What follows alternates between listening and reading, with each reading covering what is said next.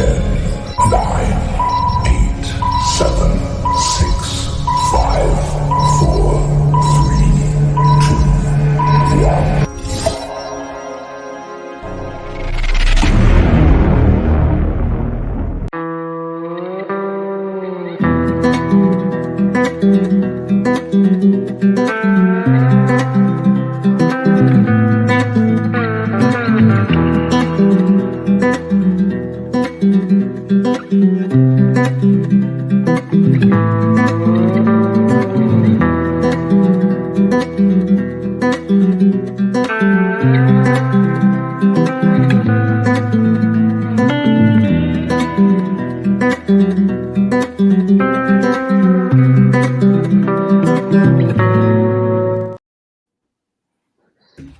Hey everybody, long days, pleasant nights. We are on chapter 6 of our episodical, Dark Tower read along, walk along the beams, and this is a song of Susannah.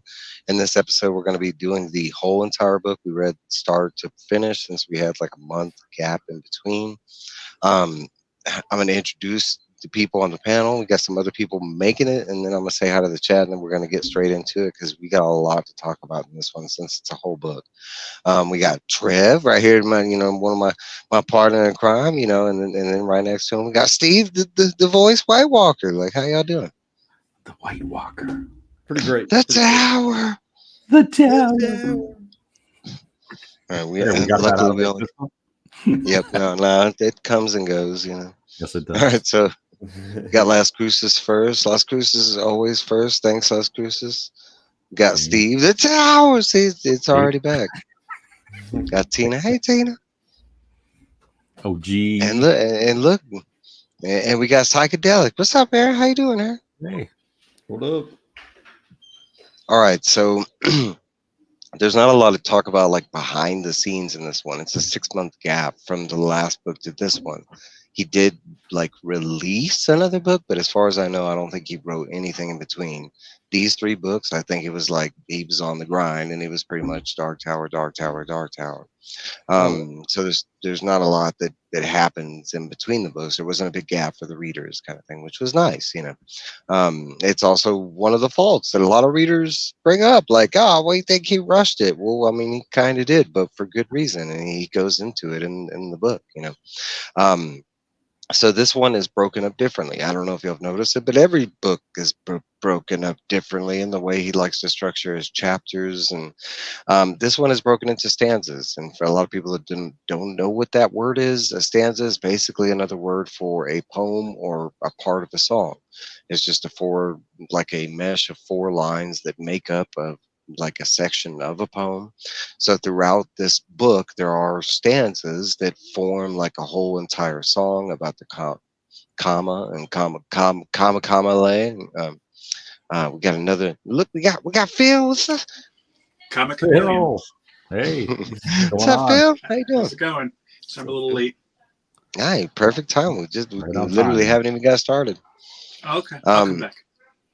So our first stanza is Beamquake, and I'm gonna do like this one. I couldn't really break them down like I did the other one, so each one's gonna have like a little bio of what we're doing. But there's a lot that goes on in each little stanza of this book. I want to say the stanzas get bigger as the book goes. I want to say like the 6 stanzas where they start getting meatier because that's where a lot more happens. But the first stanza is a big one. It's called the Beamquake. Coming right out of our last book, Wolves of the Cala, we are with our remaining gunslingers still in the Cala, or Calibran Surges, trying to figure out a way to get to and rescue Susannah. We are interrupted due to a beamquake and the breaking of a beam. Our first question of the day, and it's a big one. We are told that one of the first beams broke when Roland became a gunslinger. Why does Roland becoming a gunslinger stand as a breaking point for the beams? Thoughts on what's breaking the beams for the new readers, because we me and Steve knows what's breaking the beams. I'm gonna go with Phil first since you got here late. Let's think. Thoughts? I had listened to this one a while back. I wound up I've been very busy. I wound up actually cramming probably about 3/4 of the book in today. But going back to, I don't remember the initial beam quake. Judging how it is described later in the book, I'm thinking it's got to be when some sort of, I don't want to say figure, why don't we say some sort of avatar of great importance who could potentially take out, let's say, another avatar is introduced, which leads me to believe, is the tower, if the tower falls, and all the beams go down, does that necessarily mean the end of the universe, the multiverse, whatever you're saying?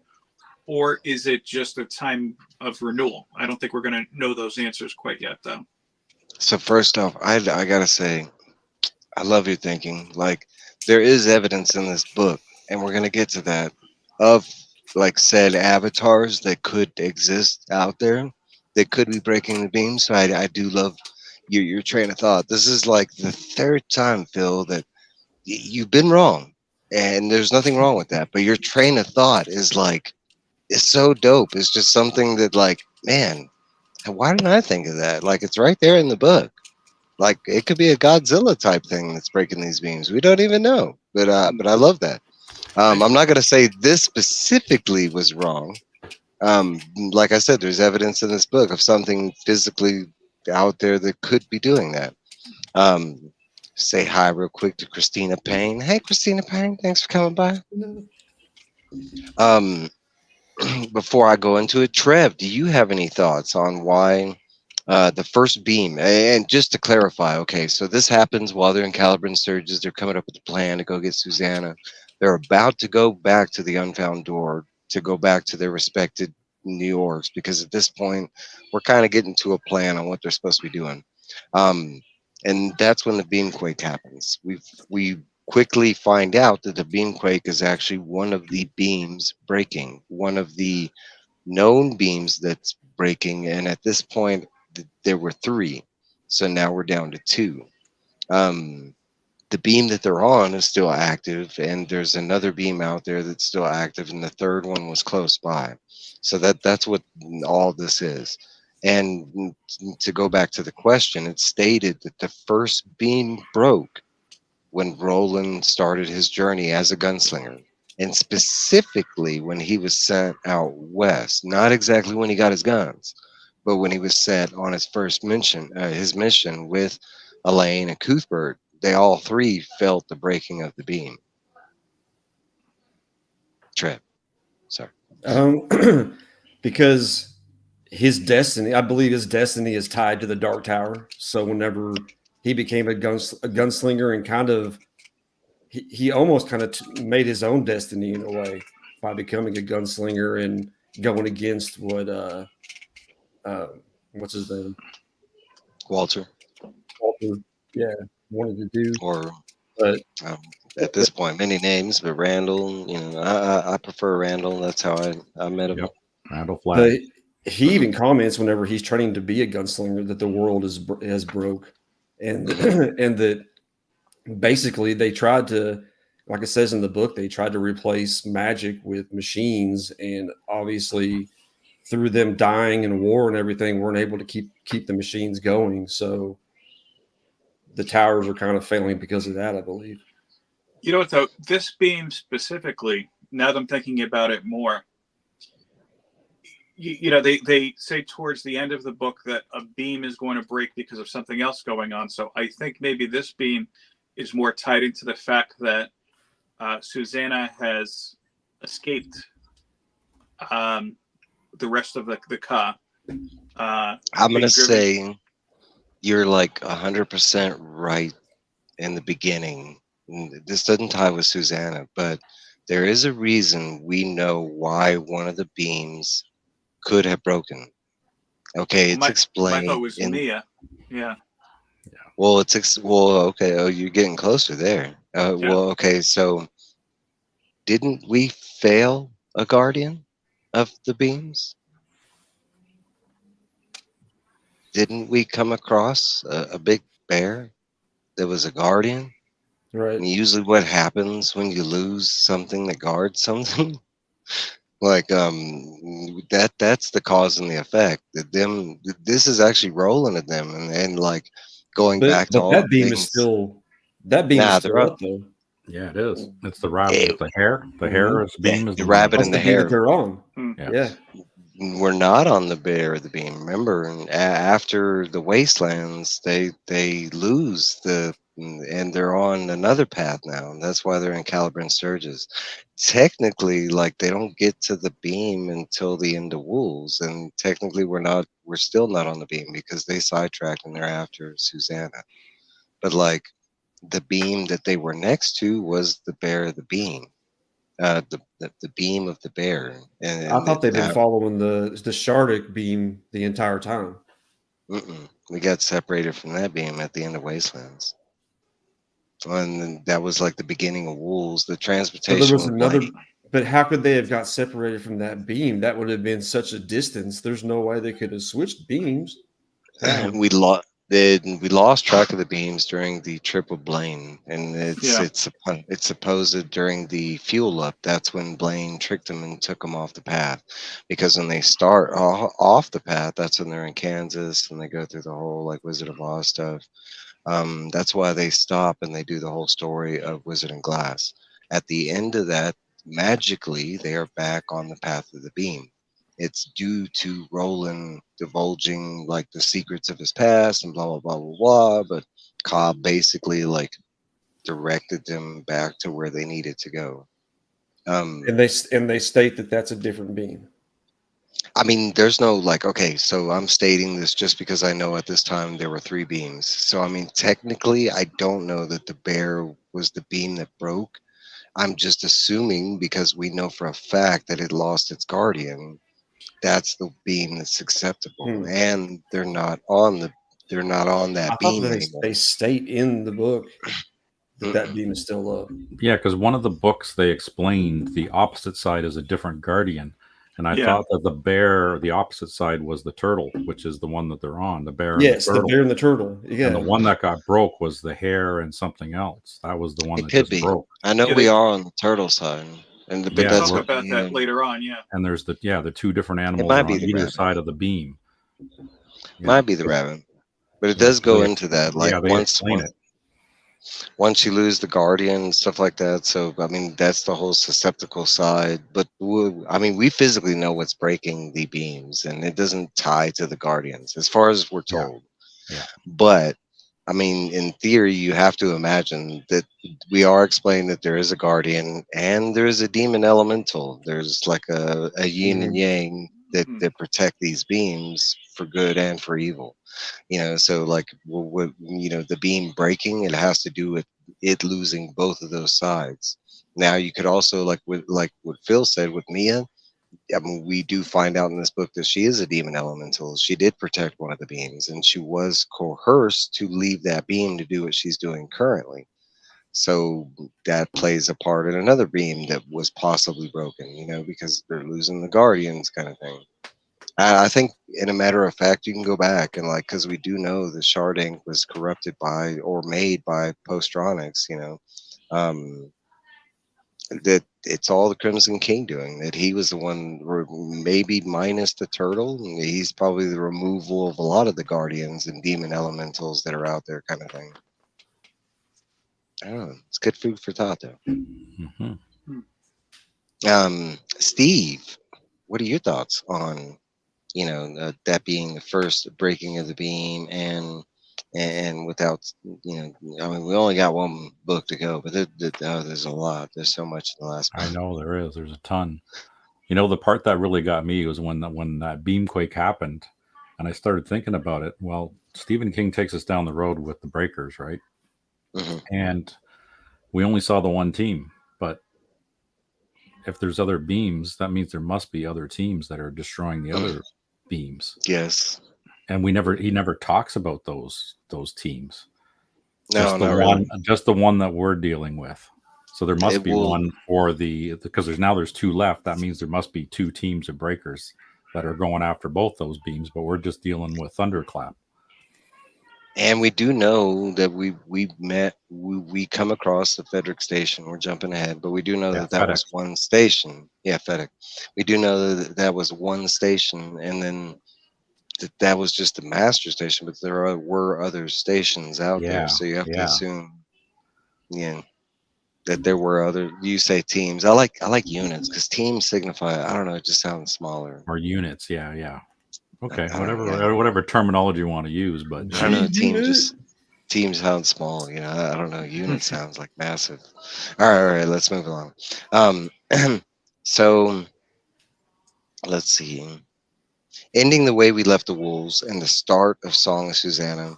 Why is the Tet being hammered at this point by Stephen King? We left kind of in an Empire Strikes Back, ending with Mia being, kidnapped, or Susanna being kidnapped by Mia with the chap, and then they kind of in a disarray situation. We start out this book with the beamquake, and hey, the Dark Tower's getting closer to falling. Like, what's with the extra doom bells that Stephen King's slaying? I'm gonna go with Well, Steve. What you got? They're deep in enemy territory. Yeah, yeah, yeah. Deep. And I think Caw is Yeah, now starting to weaken a little bit on their team, and the Caw is starting to work for the enemy now. Oh, So you think now so? more disasters are starting to happen to them. The Caw Trev? is breaking.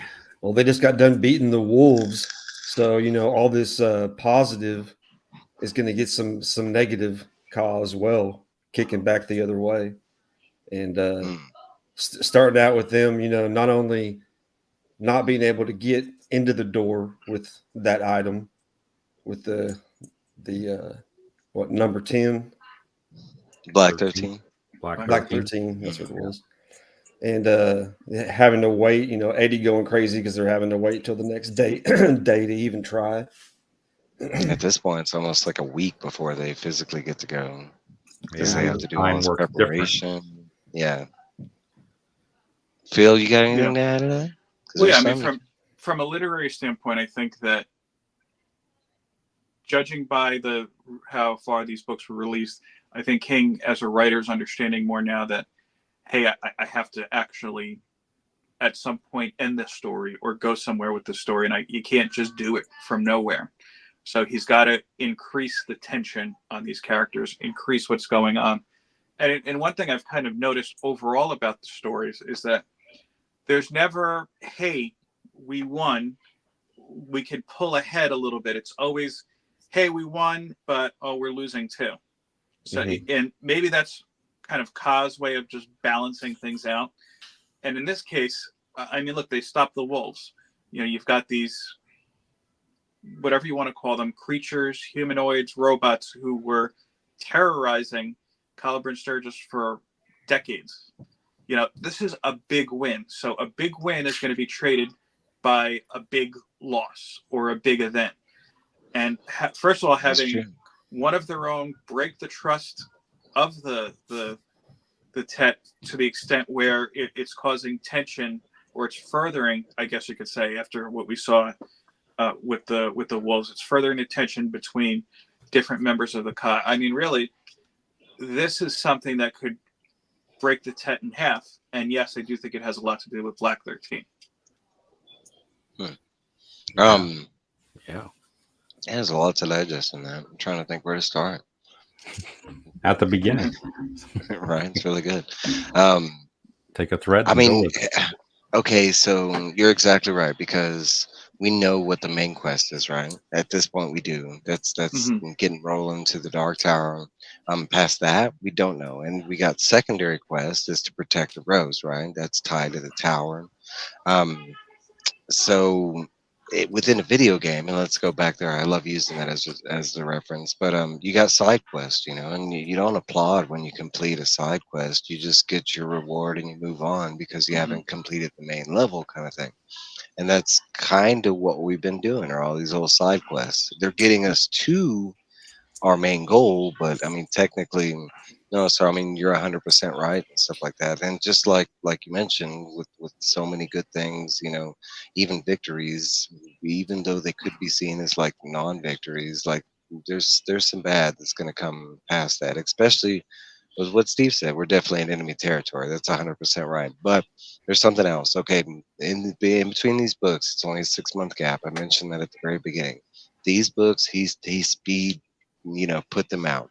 He had written them all in one time, knew what he wanted at this point, but there's a big reason for it. And he goes into it at the end of this book. But we're around the day when Stephen King physically got hit by a car and almost died.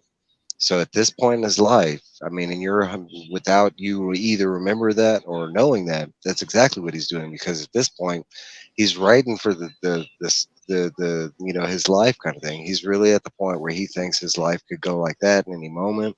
His guilt is starting to play in from his fans because he's had so many thousands of letters asking him how Roland's journey finishes, and the guilt's finally like it's playing that part.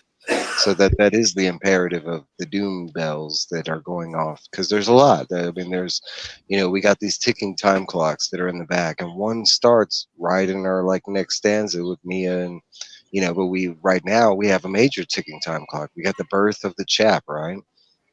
We have another ticking time clock. We have the Tet trying to get to save Susannah because they're afraid that this thing that's going to be born will either kill her or they'll have to kill her, or you know. But he keeps adding them on, which I love. The more the better kind of thing, especially when you can handle and the it rose, right. the lot with the rose. Ooh, Yep. ooh, Yeah, That's another ticking time bomb. Yeah, Yep. big yeah, it time. is. Mm-hmm. All right, so let's move along. Second stanza, persistence of magic. With a plan set in motion, the Tet returned to the unfound door in the cave of voices with the Manny. Hendrik explains how the Manny magic will work. Roland splits the group, and all 5 go through, with Eddie and Roland going one way, and Jake and Callahan and Oy going another. And we see Eddie step through, and things go amiss right off the bat. And that's where the stanza ends, and we don't find out for a long time what happens physically where once they make it to the other side. I want to say for Roland and Eddie, it's like 4 more chapters, and Jake and Callahan, it's like 5 chapters or 6 chapters until you finally figure out what, because during this chat at the end of it, they just mentioned that Eddie gets knocked in the head as he's being pulled through, and you don't figure out like what the heck that was. You can kind of piece it together with the clues through Mia and stuff.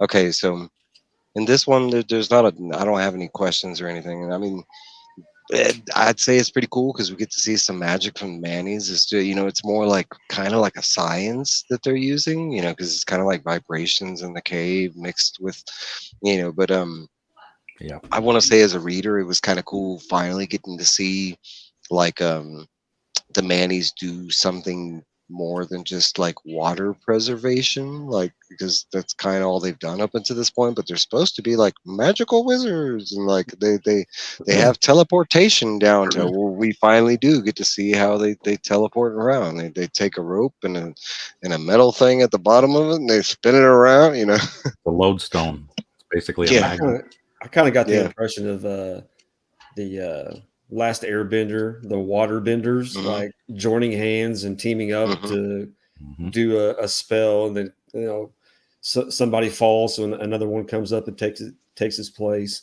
Yep. I thought it was Yeah. kind of cool because it's another example of like the old magic that still exists, because this is actually the original magic that has been merged with technology kind of thing, because that's kind of what the Manny are about. They're like that's how they knew to operate the machine. That's what they knew what Duracell batteries were. They're the only set within Midworld that like F's with technology besides like lower class people that don't know any better. Like, hey Andy, how's it going? I love um no, but I thought it was just something cool to enrich the lore of Midworld in general. Like, oh, we finally get to see like the Manny in action. I mean, it's a small little scene, but it's still kind of funny because we have the tech going through it, and Eddie's like, "Is this even gonna work?" Like, you hold the string. Let's see if it works. And he's like, Oh, "Ah, yeah. shit!" Freaking out. And he's like, holy Jesus. Yeah. He couldn't really couldn't even hold it. It made me think: is Walter kiddo? not so much like another like on the same level as Roland as he is? Maybe he's like a super Manny. You know what I'm saying? Because he has shown teleportation and whatnot, and I wouldn't be surprised if he screwed around with machines. Like he's not a regular Manny. He's like a Manny. You want to go back to video games? He's like the boss of the Mannies.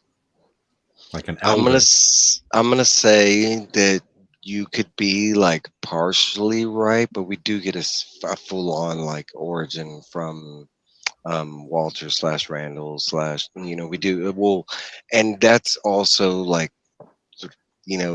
through an like reliable narrator, but we do get an origin, and I want to say there is like a level of like he's trained with some like a lot of magic users over the year, including the Manny, so that I wouldn't say he's like boss of the Manny. He's more against the Manny because of their principles kind of thing. They have like weird stances and what they will dabble with and what they won't, like how they wouldn't address Roland by name because he was a gunslinger, simply because he was a gunslinger. That was the only reason.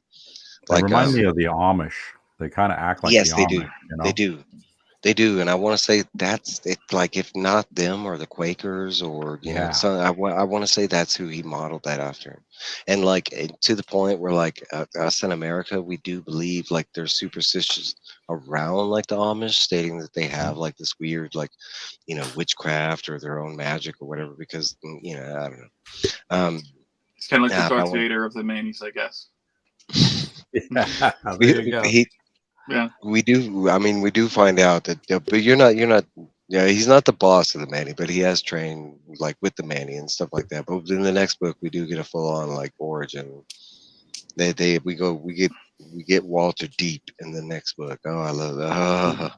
Okay, so let's move along. So the third stanza, Trudy and Mia. Me and Steve were talking about this. We split off for a scene where we meet Trudy sitting on a park bench and sees a woman materialize in front of her. Not only that, but she sees first a woman with no legs, and then legs that turn white. Mia quickly sees Mia quickly sees Trudy and steals her shoes and a bag. Mia then sits at a fountain with a turtle, reads a paper, and then heads to a hotel. I do have a question here, besides the obvious one, okay? And this is where things get a little weird, and this is, an answer to a lot of people's questions about like the whole race thing within, if they ever adapt this to a movie, or this is one of those reasons why it's kind of important why you do, because the whole like, how do you do this with no, but like with Susannah literally appearing in front of this lady as a full-on colored lady, and then all of a sudden like gaining legs, and then the legs like Disney-fied go white, like and they do it in a magical, like with kind of like this whole like where they move up her leg. That's why I said Disney-fied. They kind of have like this so my question is, and this is going to be funny for two of y'all, because two of y'all just made plays at play, but Ka is super at play in this book, and there are a lot of examples right in front of us how good Ka is still there.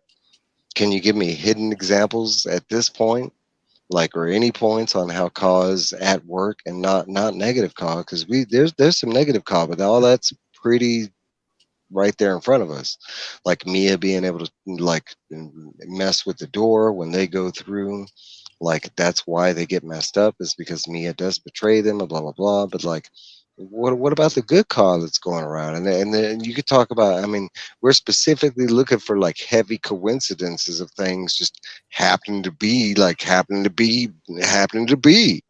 Mm-hmm. Let's go with, I'm gonna go with Trev. Well, her showing up with just that one woman to be able to get her shoes, to find the turtle in the bag whenever that diplomat dude was walking by. Just so happened that it was a rich dude that fucking could go get her a room. Like, those are all positive things that just happened at that area. I like those, and that's a big one, right? Being able to materialize with only one person watching you. Mm-hmm. And not only that, but having that one person, and having that one person happens to have multiple pairs of shoes, Mhm. and because for some reason they come over shoeless, which that's no one ever questions that, but that part of the book is not explained. They do explain why guns and stuff like that. Some guns can come over and blah blah. But what about the shoe? Why the shoes? There's no metal in the shoes. What the? Okay, Phil, what you got? There's two things I could think of when you were saying positive, and there's one that I'm kind of murky on. As far as the ones that are right off the top of my head, when she meets the diplomat, and after she, you want me to go further? What happens with the diplomat, or just leave that as is for now? You can go full on. We can talk about any parts of this book. We're just going. After she basically mimics Roland's hypnotization powers into having him book the room and everything, she ends by saying, "Okay, look, you're going to be able to. You're not going to have any bowel problems anymore, and you're going to forget about your wife cheating on you, that type of thing." Like, she makes it a point to use her powers not only to secure a place to give birth for Mia, but also to kind of help the guy who she's kind of screwing over a little bit out in that sense, making him a little bit better. I mean, the other side of it that I see as a positive is that for the first time, really, that I could think of in this entire series, you're seeing Susannah and Odette kind of forced to work together. Team up, huh? Yeah, especially when they're on the bench and they're telling Mia, like, yeah, go ahead, have the baby right here. I don't care. Yeah, you got to listen to us too.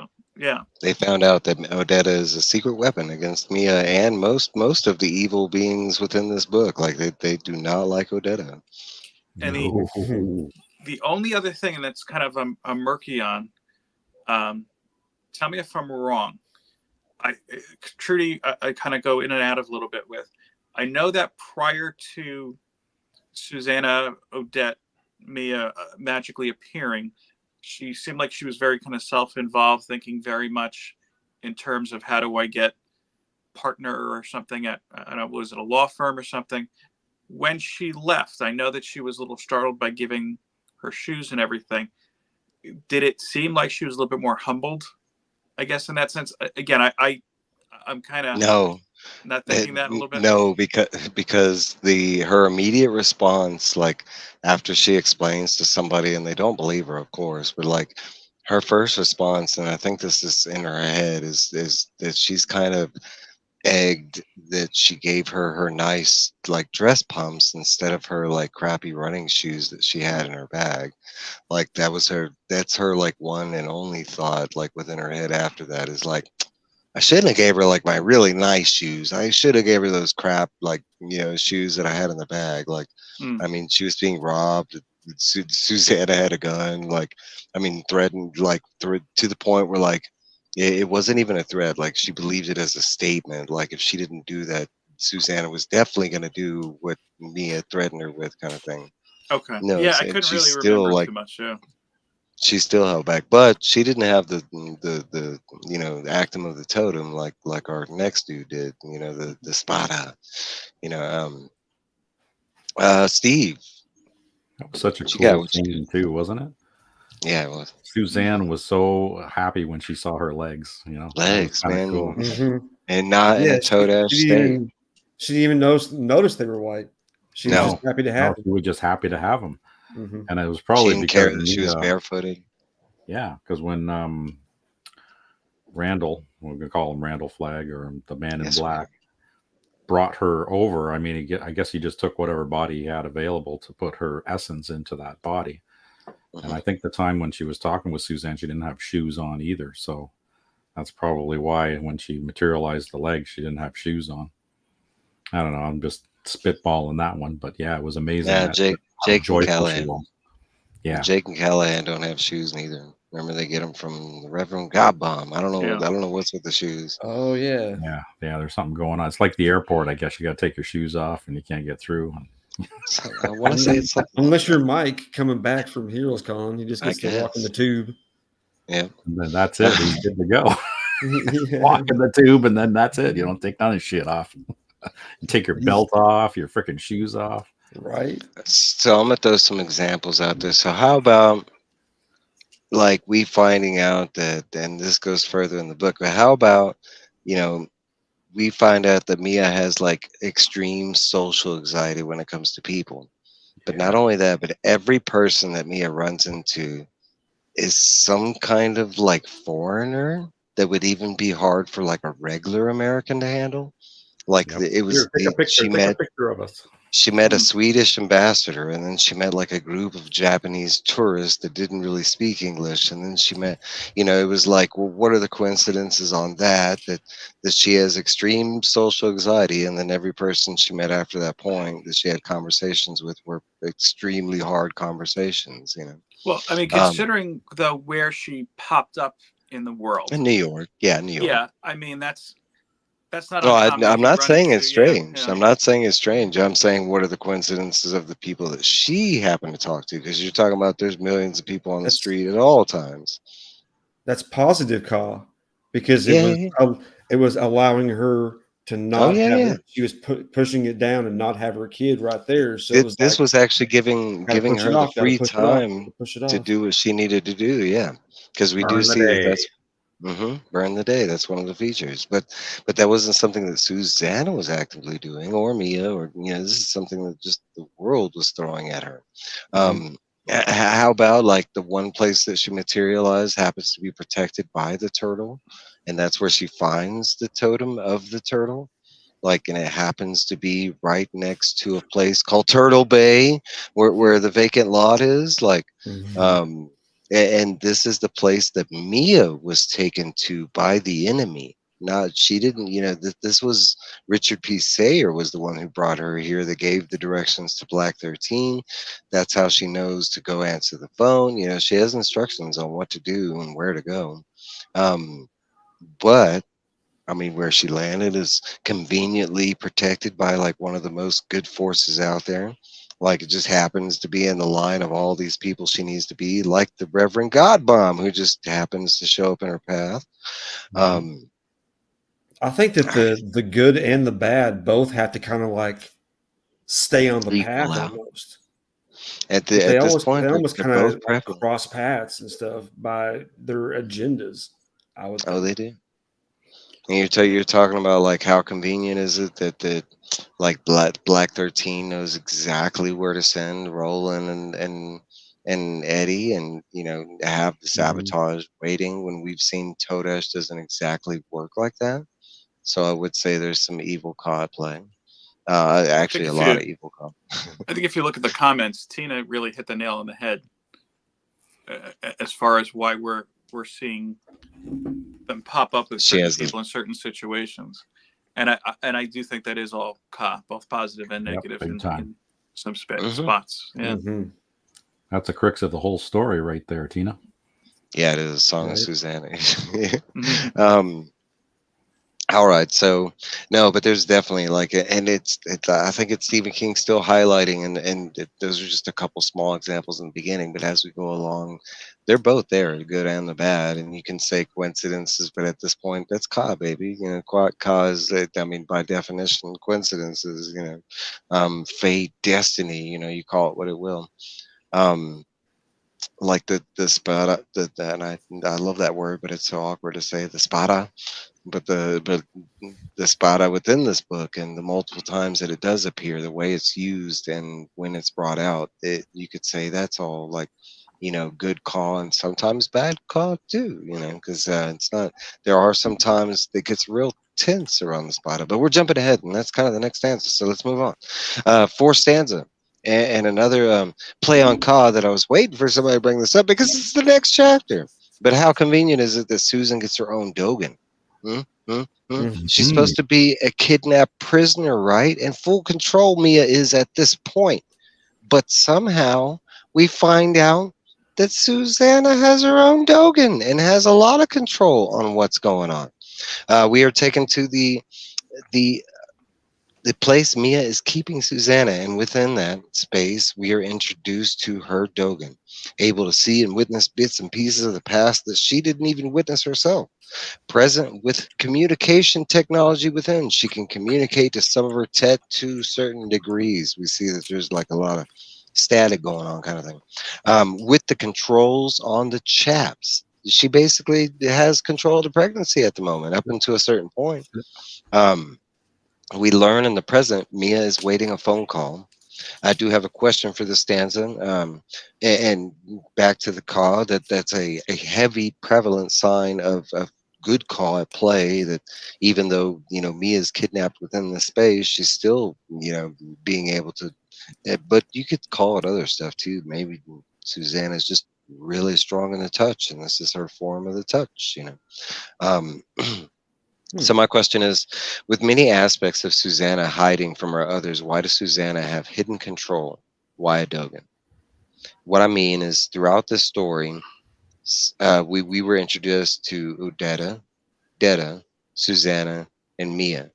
All four entities never have a time where they realize or know exactly what the others are doing, except for at this moment. We finally see that Susannah does have full view of the other like three that are in there capably, because she's able to see Mia, Suzanne, like Odetta, Detta, and I'm saying Odetta. Odetta's not really around anymore. It's just Susanna. But They're kind of mixed why together. has Susanna have full control? Why at this point? Any thoughts on that? I'm gonna go with you, Trev. Once you define a Dogen, just a spiritual sanctuary. The They Dogen can is used in a couple control. different places. A way station is another place it's been called. But basically, this is like, okay, so here's a But it's and I within want to. herself, right? Yeah, she's This is like visualizing it because Jake yeah, described it's it to her. like an It's a astral plane kind of thing. military. It's a military installation. It's Like kind of a like this half is dome within building. Yeah. her imagination. It's in her mind, kind of thing. It's not a physical place, it's a metaphysical place, but it's somewhere that Mia cannot get to. It's like a protected place within her mind, like you could say magical, something like that. It's something that we know that didn't exist before this book within Susanna. Like, it just all of a sudden materialized when she went through the door. That's when we're introduced to her Dogen. But the other Dogen, like in the last book, we were introduced to a physical Dogen, and that's where the bad guys were like watching everybody on. Right. Okay, so Right. the and I've been waiting for somebody to like make this connection, but the Dogen has another connection in our real life, and it actually comes from a TV show that loves this series. Does anybody know that TV show? And it was really popular. Had a bunch of numbers in it, just like this one. Um, but the main show focused heavily on a bunker for a long time, and the bunker being another name for a Dogen. But that show being Lost. Lost is what that's why that's Never kind seen of it. like I never watched that's that kind show. of Never watched it. Yeah. Never watched it. I kind of highly suggest it, especially for Steve, because Lost is heavy into Stephen King, and there's many Easter eggs and references and blah blah blah blah blah. At the point where like people are like almost at the point of this where they're breaking getting to the fourth wall kind of stuff. But yeah, it's an homage to Lost, and it came out around the same time. We've seen Stephen King likes to do that. That's kind of the use of the Dogen in the last two books. Why the Dogen is like so prominent. It was a major thing in the first like 3 seasons of Lost. So as far as Susanna goes, I think that she's built up mental barriers almost because of her fight with Odetta and Detta, and having to fight with herself. That she almost has, kind of like Jean Grey, has a mental I like that. I like mental. protective She had like protective mental zone. walls or mental blocks, and now they've come down. I like that. What about you, Phil? What you got? So she can control it. Well, I mean, I think we should really be trying to figure out who created the Dogen, why are they there, that type of thing. I mean, we saw them, as you were saying in the last book, as far as a means of watching over and controlling the wolves. In this sense, my thought is maybe somehow Susanna manifested this herself, because we're seeing now, more powerful than she's ever been, whether it is on purpose or just by growth. And now she's able to kind of, because Mia is a separate entity and Odetta is a separate entity, she's able to stop and kind of view and observe, just like whomever was controlling the wolves was able to stop and control and observe as well. I want to say it's a lot like that. Steve, do you got anything to add? Suzanne is a sovereign being. That's her body. She is the boss of that body. Even with Mia being as powerful as she is, Susanna still has a lot of control in there. And Jake described that Dugan to her in detail. So it's kind of, and Mia's been into the Dugans before too. So she kind of created the prison for her, but then Suzanne just had to concentrate and create controls in there, and she had ability to use them. So it's cool. It's kind of like a magical ability, but again, she's a sovereign being. That's her body. So they can't completely block her out of there. Mm-hmm.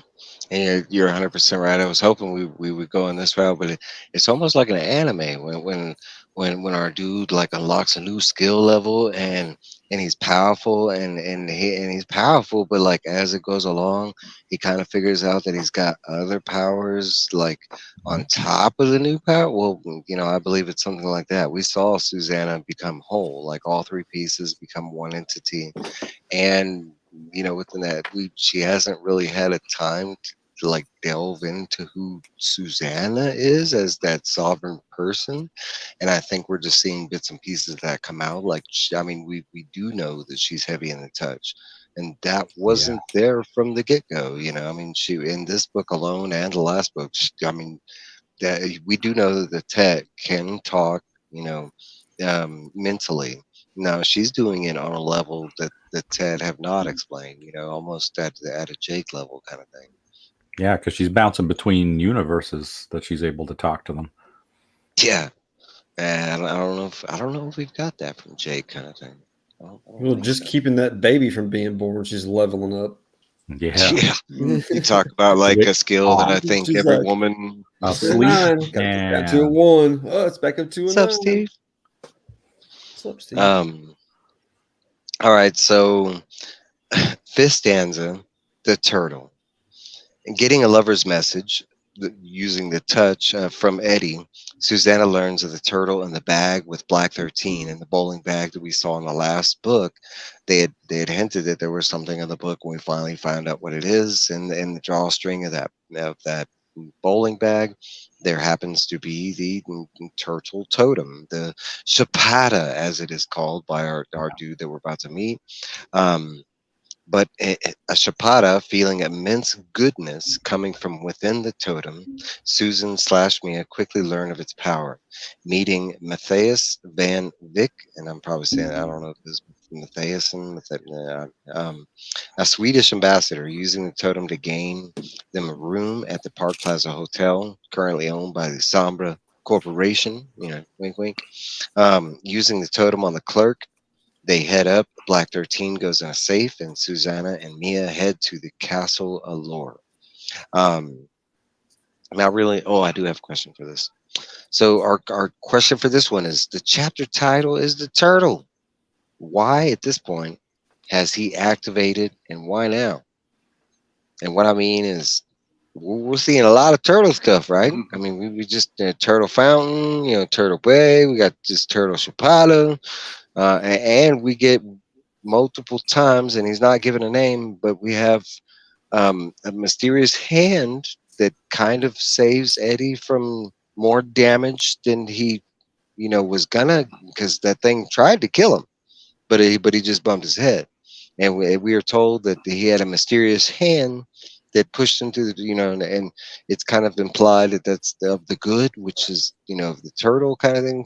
Why at this moment has the turtle activated so much? I'm gonna go with let's go with Phil on this one. Trev left. I think because it has to. I think that the Chapada, the turtle, is actually, we've been saying tonight that Kai has to have balance, a good and evil. I think the Chapada is the opposite of Black 13, and I think that Black 13 has had a lot of control. When you see how the last book ended and how this one is starting, so I think Chapada is like, all right, it's time for me to even out the scales a little bit. Let's make some headway here as far as the good goes. Think so.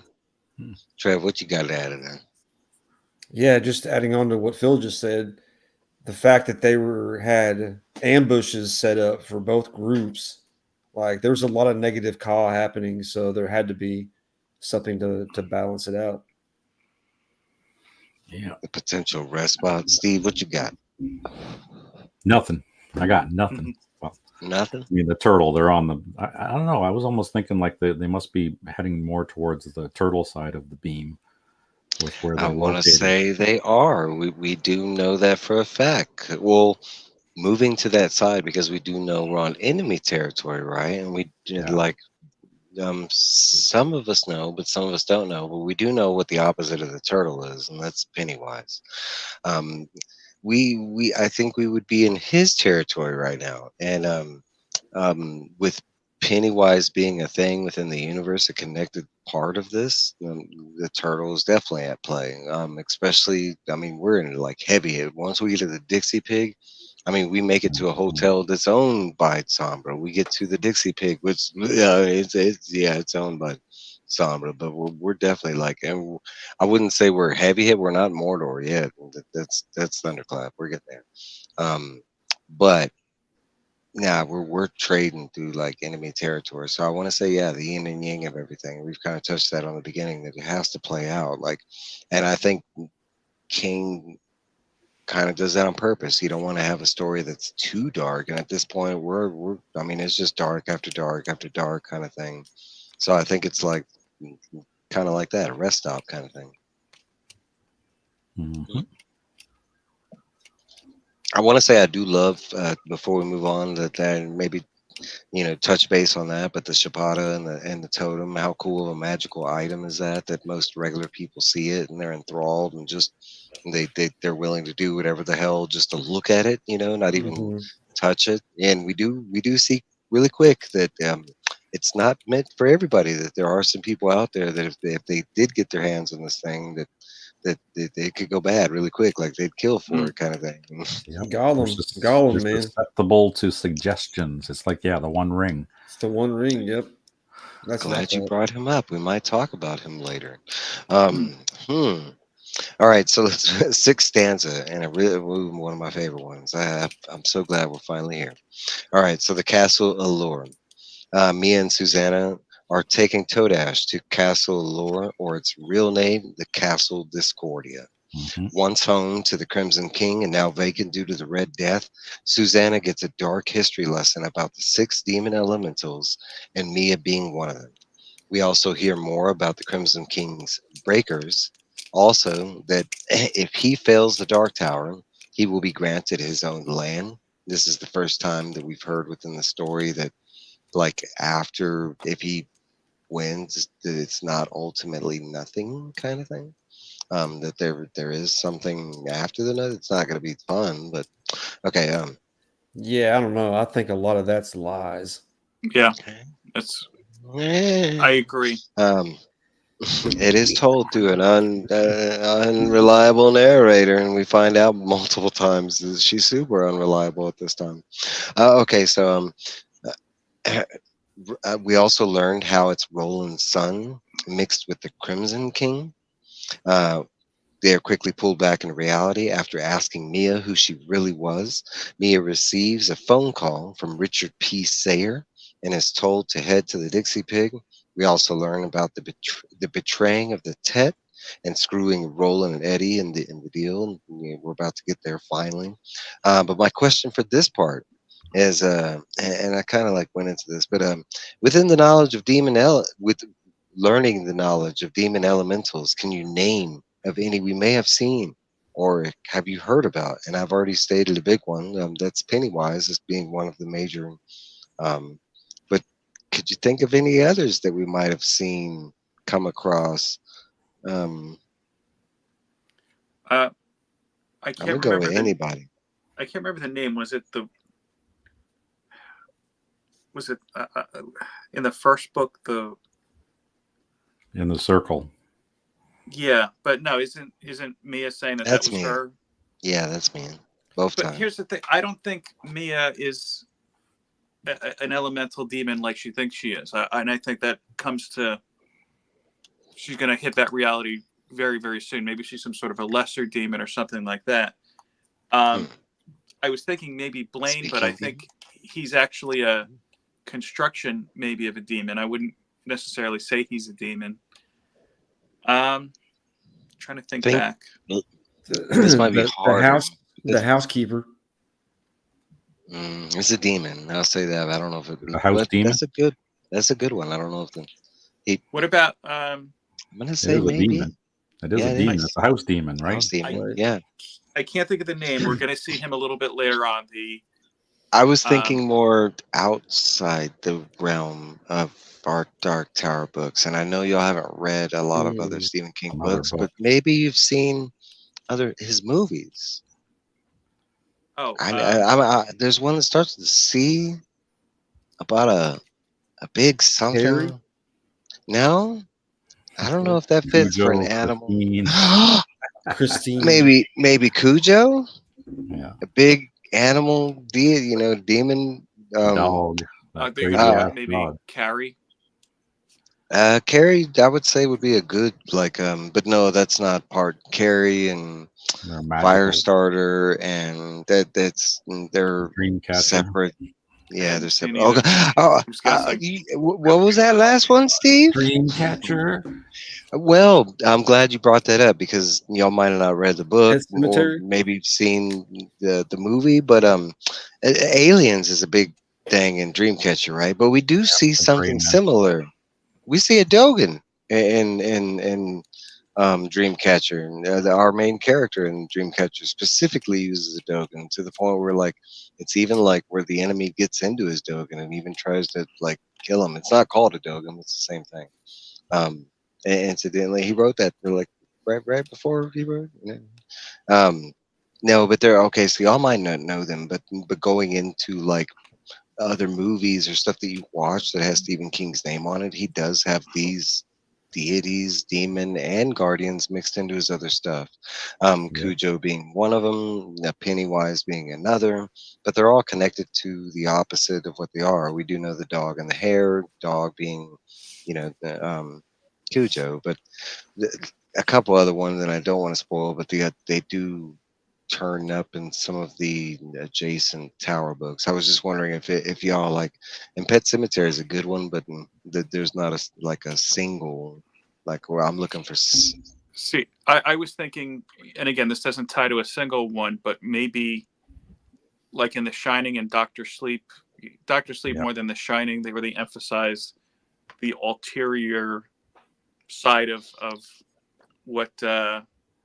We did see a lot of that, and we do know that The Shining is touch. It is connected, the touch and everything. And okay, so I want to say, if we're gonna say the house demon, then yes, the Outlook Hotel most definitely fits the qualification of a demon elemental that exists within a place, kind of thing. Because it's specifically related to in that book that it's a very haunted and evil thing that resides within the house that's allowing all the ghosts to come, kind of thing. Let me ask you though, in terms of in this book, and I can't remember the name of him at the moment. You're probably going to mention him in a little bit when we talk more about Roland and Eddie's journey. The mob character who ultimately is eaten by the lobstrosities. I think you could say he is, if he's not a demon in his own right, he's very well, influenced by a demon. Okay, it's so just really the way that they're building. You're talking about Balazar. And not Balazar, he's not the one that gets eaten by the lobstrosities, but it's one of his men. But I know you're talking. You're talking about Balazar, and he does pop up with the ambush in this book. I would say you're 100% right, and I never thought about it in that aspect, because if you want to say Randall or Walter or whatever could possibly be something like that, then Enrico Balazar definitely fits the mold, because we've seen him in 3 different worlds, and he's always a major negative. He's not like a henchman or something. No, he's somebody that the Crimson King went, that's a conversation or a part of the book I'd like to see, is who hired Enrico, and how did that go down? Was it Richard P. Sayer? Was it the Crimson King himself? Or even No, and again, I didn't see or read Salem's Lot, but hey Bethany. he was referenced a lot in the prior book, and in this book, he's going to come into play. I guess, for lack of a better word, because I can't think of names, the head vampire. Barlow. Right.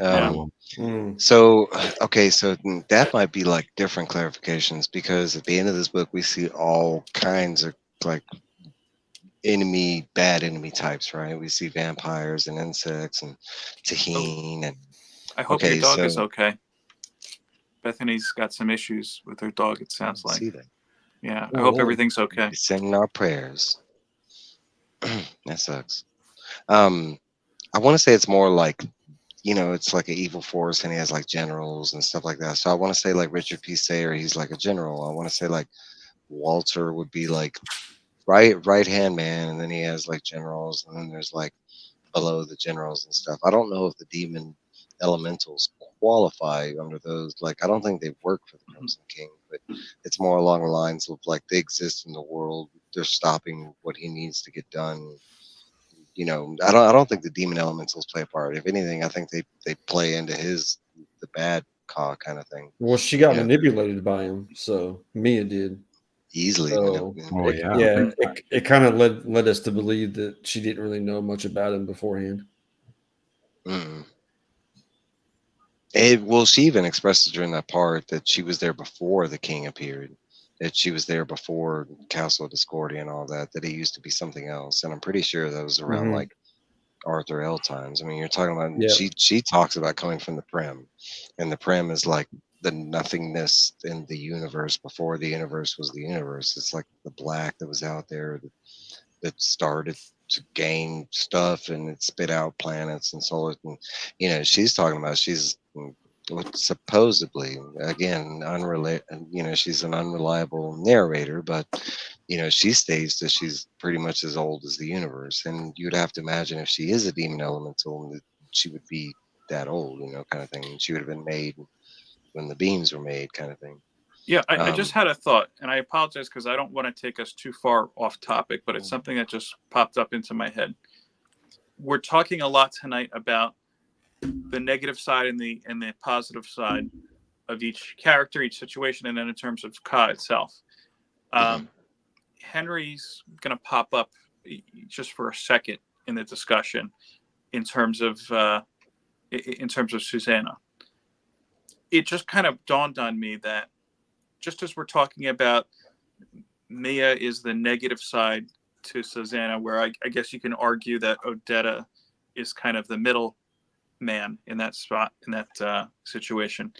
The more we learn about Henry and Eddie's relationship, it seems to be more and more like Henry was the negative force of Eddie, where Susannah was for a long time controlled by Odetta, and now by Mia. Henry, by influence and just by sheer I'm the older brother situation, controlled Eddie, and not in the best way. I mean, honestly, had Eddie, you could argue that had Eddie not been involved in this situation at all, he probably would have been down the same path as Henry. I agree, and you're very much right. Okay, so at this point in the book, it's an odd thing, right? Because we only saw Henry Dean for a moment, right, in real life. And what we saw from Henry Dean doesn't line up to what the narration of the book does. Yeah, he was like, he was being held by Enrico. Yes, he was a drug addict. But as far as we saw in real life, like, we don't really know how Henry Dean, and all we know is from his little brother's perspective, like, everything we know is specifically from Eddie in a third person kind of way. But no, at this point in the book, that's specifically what King has done with Henry Dean's character. Is he's using as this, anytime there's good thought opposition, Henry Dean comes up, especially like, there's tons of things that could have came up in the voice of Caves, like his mother, downing on Eddie for his sister's death. You think that would be the major guilt that would have came up, since that's what that cave did. But he heard Henry, and usually the stuff that he heard from him, Henry wasn't even like it wasn't that bad. But no, that's specifically, I believe you're right. The yin and yang of it, to the Mhm. point where Susanna's even, thinking of Henry in that regard, kind of thing. In the Dogen, when she's thinking about like what Henry would do, or what versus what Eddie would do, kind of thing. Um, let's see. All right, so we get to the seventh stanza, and one of my favorite stanzas in the book, because we finally get to find out what the F happened to Roland and Eddie. But seeing firsthand the betrayal of Mians, now that we learned what happened, Eddie and Roland are greeted in Maine by Balazar and his men. About 50, I think, is what was toted. I don't remember the exact number, but quickly lighting up a boathouse with gunfire, killing a couple different people, with Eddie being injured. Through travel and at the boathouse, Roland chooses to flee with the help of John Cullum. My first question goes into this, and it's kind of a fun one, and you might not catch it. But John Cullum is another literary reference, but a hidden one. Do you know which one? No. Didn't he Steve? play? Didn't he play a cop in another book? He was a detective. No, but I was thinking of no. something else then. Okay, I'll give you a hint. It's a character from another book that he didn't write that we've mentioned a lot, a lot. And if you think about this character, and I'm gonna give you some more hints, think exactly what he does, right? He meets Roland and Eddie, and then he ferries them to exactly where he needs to go, and we're in like enemy territory. Lord of the Rings, Gandalf. Close, Lord of the Rings, Gollum, Cullum, like literally Column. like okay, and specifically, like we are introduced to Gollum in the Two Towers, right? And we just happened to be at the place between two towers. We got the Black Tower and the Dark Tower, and he happens to be like specifically ferrying them to both places they need to go, because he takes them right to the doorstep of Calvin Tower and Aaron Deepno, and then he knows exactly where King lives, and kind of we get there too. No, Knows but where the that's preciouses are. The I, John Cullum kind of flies under the radar, and when people like finally get the reference, they're like, "Ow!" Because he's not anything like Gollum. It's not like okay, but there are a lot of characteristics that he does carry over like Gollum, because once we go to his house, right, he's got this baseball collection that he's not His selling. preciouses. He's got one that he don't even like people touching, and for good reason. He's got some Babe Ruth and some, but that's not even the one. It's like what was it, a left fielder or something? It's like a nobody. Yeah, nobody. Mhm. Yeah. He just liked the player or whatever. And he was like, "Don't touch that." You can mess with the Babe Ruth. That's fine. All right. So no, He's but I a do love. special person though, because all the stuff that he went through, he was at one point, wasn't he standing on the counter with gunfire just erupting all around him, and he's just Yeah, like, yeah, he was in. like Yeah. a Pulp Fiction and not getting hit. Yeah, Like it was Eddie a got hit miracle. multiple times, More of our coincidence, right? Because we see that it's three people that are in that it's not a boathouse. It's like technically like a boathouse Grocery slash store. convenience store. Like Yeah, yeah. it's a market. It's one It's of got those a old gas country station. markets. Yeah. It's like a main, they just have like a pier that's connected to the shop in the back or whatever. But yeah, that's how. No. All right, so he definitely did some shock there with the two ladies are like her heads are exploding and oh, that one lady's pops the hell off, and then that one dude like freaks out, and then no, I mean, but it's those action scenes. Those are the scenes that I think he does the best. Like, I mean, they're so descriptive. It's like those are the scenes that I think he's written specifically for movies. They're so easily laid out. You can piece everything together. Like, there's no like confusion on what's going on. yeah, What's up, Scott? they showcased Eddie for sure. That was Eddie's scene. Oh Yeah, it that was. a You're talking great about gun what battle. him getting injured, like walking into it, and him taking a heavy blow to the head, and then him like walking and Roland's like, "Get the hell down, you stupid!" Like, and like, I mean, right after that, him picking up some guns and taking, I mean, him knowing that he could use that call out thing again, and it worked the second time. Like, "Hey, Dooley, what?" I love that, but like you think about that. If you had that knowledge of someone, say you had an enemy and you knew their name, and like without them knowing you, you would get that response. You You'd had get the that like, advantage, and that's yeah, all you need. That split second. yeah. Mhm. No, but I do love the scene, and it's such a small scene, but it is kind of cool because for a couple different things, it's used later on as a reference with Calvin and Aaron, like, bro, y'all didn't see this like major war zone that was going on over here. There was like 50 different people shooting guns. There was explosions, like, like Stephen King's thing. He was all like, well, I thought they were like some walk-ins, like. Like, I mean, you're talking about this is a small ass community in Maine, and like, people were hearing these explosions and shit. They're like, yeah, like, It's just an average day. mm-hmm. So, eighth stanza, game of toss. Roland and Eddie head to John Cullum's place after the ambush and everything. They basically, and we're told from Roland that he hasn't chosen to use that term a lot, but it's the one time that they flee. He's like, sometimes there's just good moments in battle where you're not gonna win, and I gotta get the hell out of here. It's a So they, strategic retreat. yep. So they head to John Cullum's place. We learn he knows about Calvin Tower and Aaron Deepno and where they are staying in Maine. We learn about the phrase walk-ins. More importantly, we learn, and at this point in the book, Stephen King is in the book. I will not reference him as Stephen King. I'm going to reference him as Fred King, because yes, it is supposed to be Stephen King, but it is still not really Stephen King. It's like a fictional version. But it's Fred King, and that's what we're going to go from for here.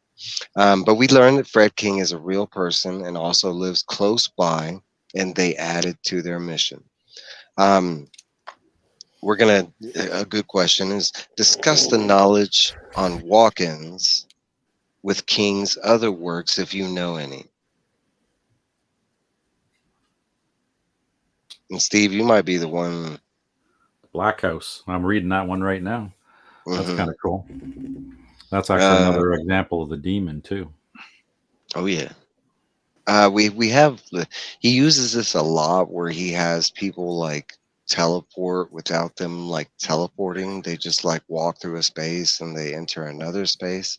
And I'm gonna draw a blank at the name. What is the JFK one? It's 11/16/63, something like that.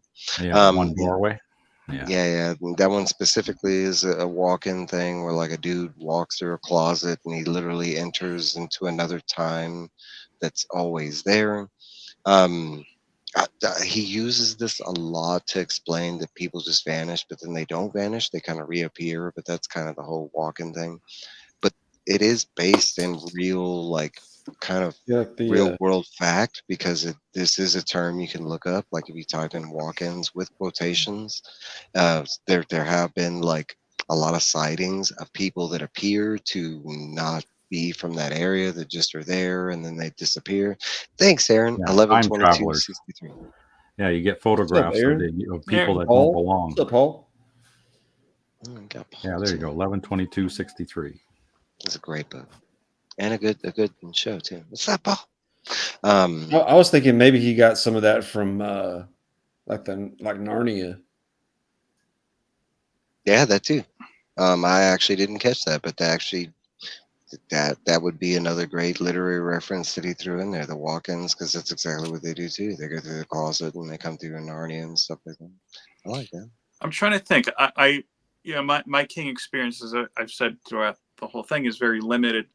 Was there kind of something like this going on in The Watcher? Or am I thinking wrong? No, because he was a different creature. Never mind. Well, good, because that's Dean Koontz and not Stephen King. Get that out of here. Why did I think it was Stephen King? Everybody does. That's all right. Huh. Easily. Okay. They're very close. I'm okay, kind of so curious.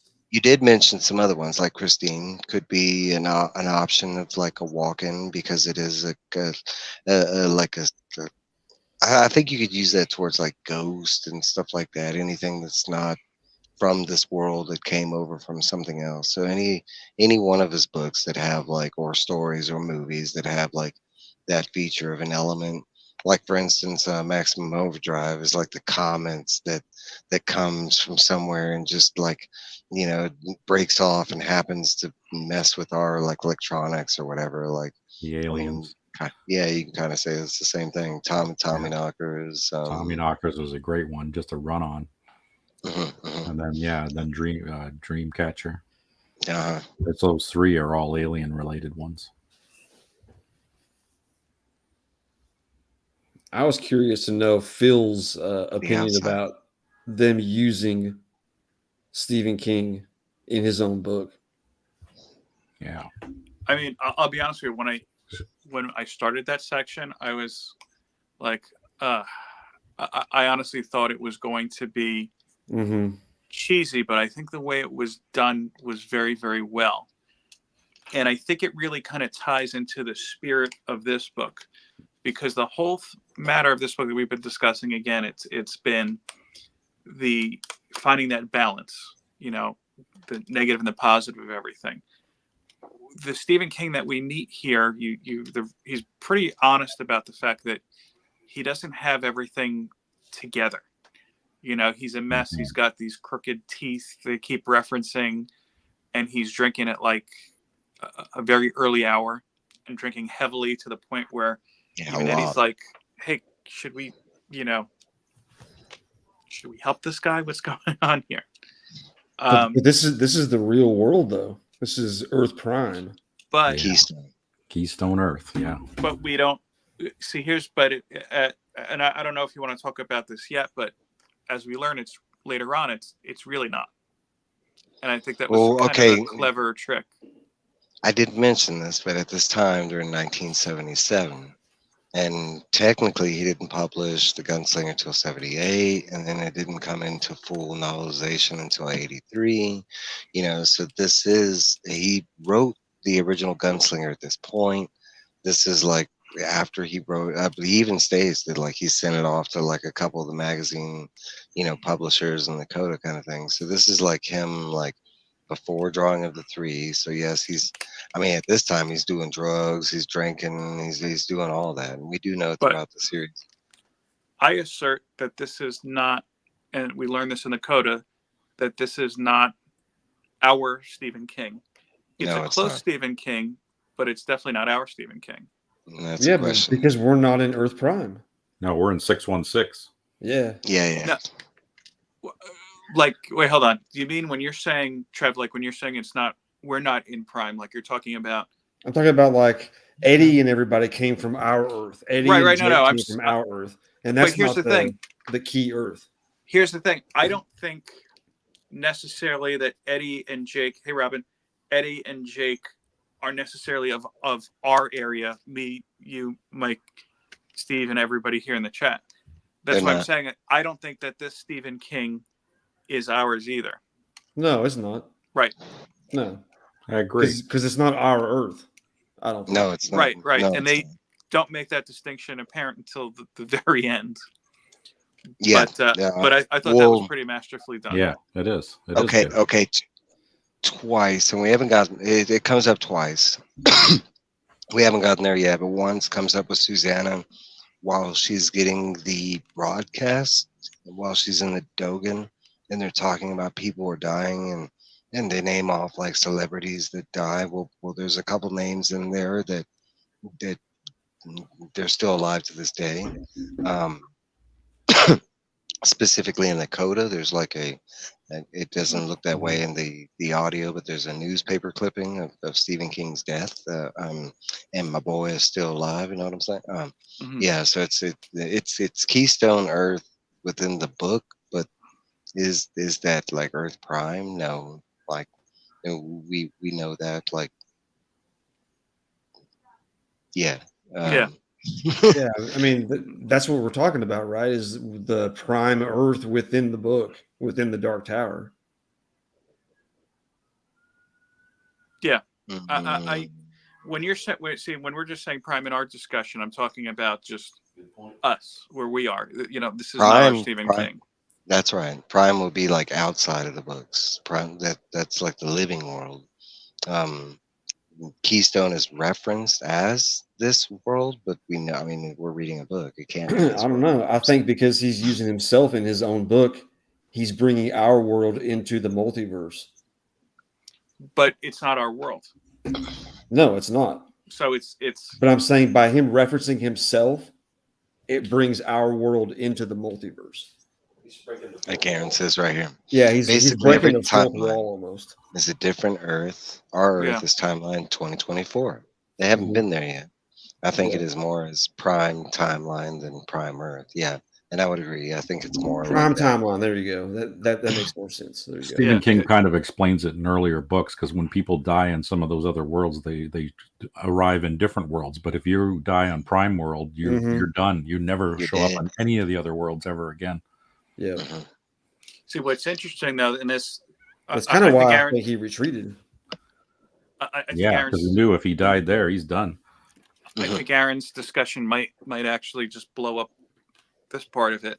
But it would be cool is if Roland and the whole crew, if all these books are a product of this particular timeline that they're visiting right now.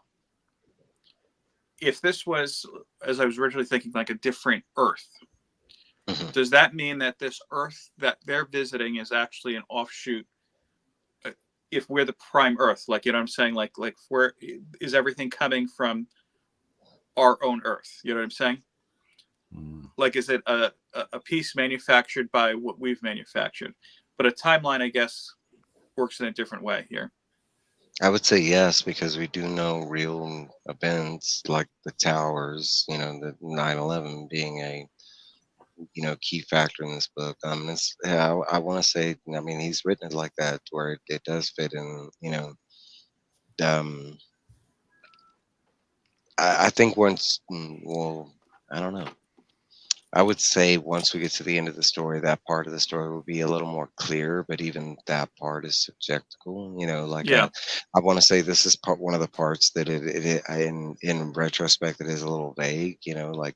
But the understanding at this point is within the book there's Keystone Earth, and then there's a whole bunch of Earths like Aaron kind of pointed out, they're all like timelines maybe versus like different Earths. But at this point, like we do know that on Keystone Earth, that's the importance, and King is on the Keystone Earth. So within this story, it is the Stephen King, even though he's not our Stephen King, because we know, different events are different. He didn't die in our world. Right. But I want to say that's how it's like modeled kind of thing, but it's also one of the more vague kind of things. But you know what? I mean, you just got me thinking too that you could make the argument then that this Stephen King that they're visiting may not be the Stephen King who created them, because if so, going by the coda, then they're already done, because then this would have been an unfinished story. You're exactly right, because at the end of the coda, it does state that Stephen King is dead. And how could that be possible if we're at a point in the story that he didn't write yet? So I want to say that you're like 100% right, that this isn't I mean, if there are other worlds that include other Jakes, you would have to like know that there's other worlds with other Stephen Kings. And he does state at one point in the story. How was it written before he wrote it to begin with? That's all part of Ka, probably. The tower. Somebody's feeding him, right? When he does state that at one point he states that the story is coming out of his navel. That it's not like it's literally like someone is like feeding him the story, and he's just watching it. He's just like relaying it on paper. Yeah. So I mean that theory, especially with Inez Bachman being in there, and I mean because his wife is not Bachman, it's Tabitha King. with that, and she was never an entity within our world, so that kind of states like something else, that this isn't our king.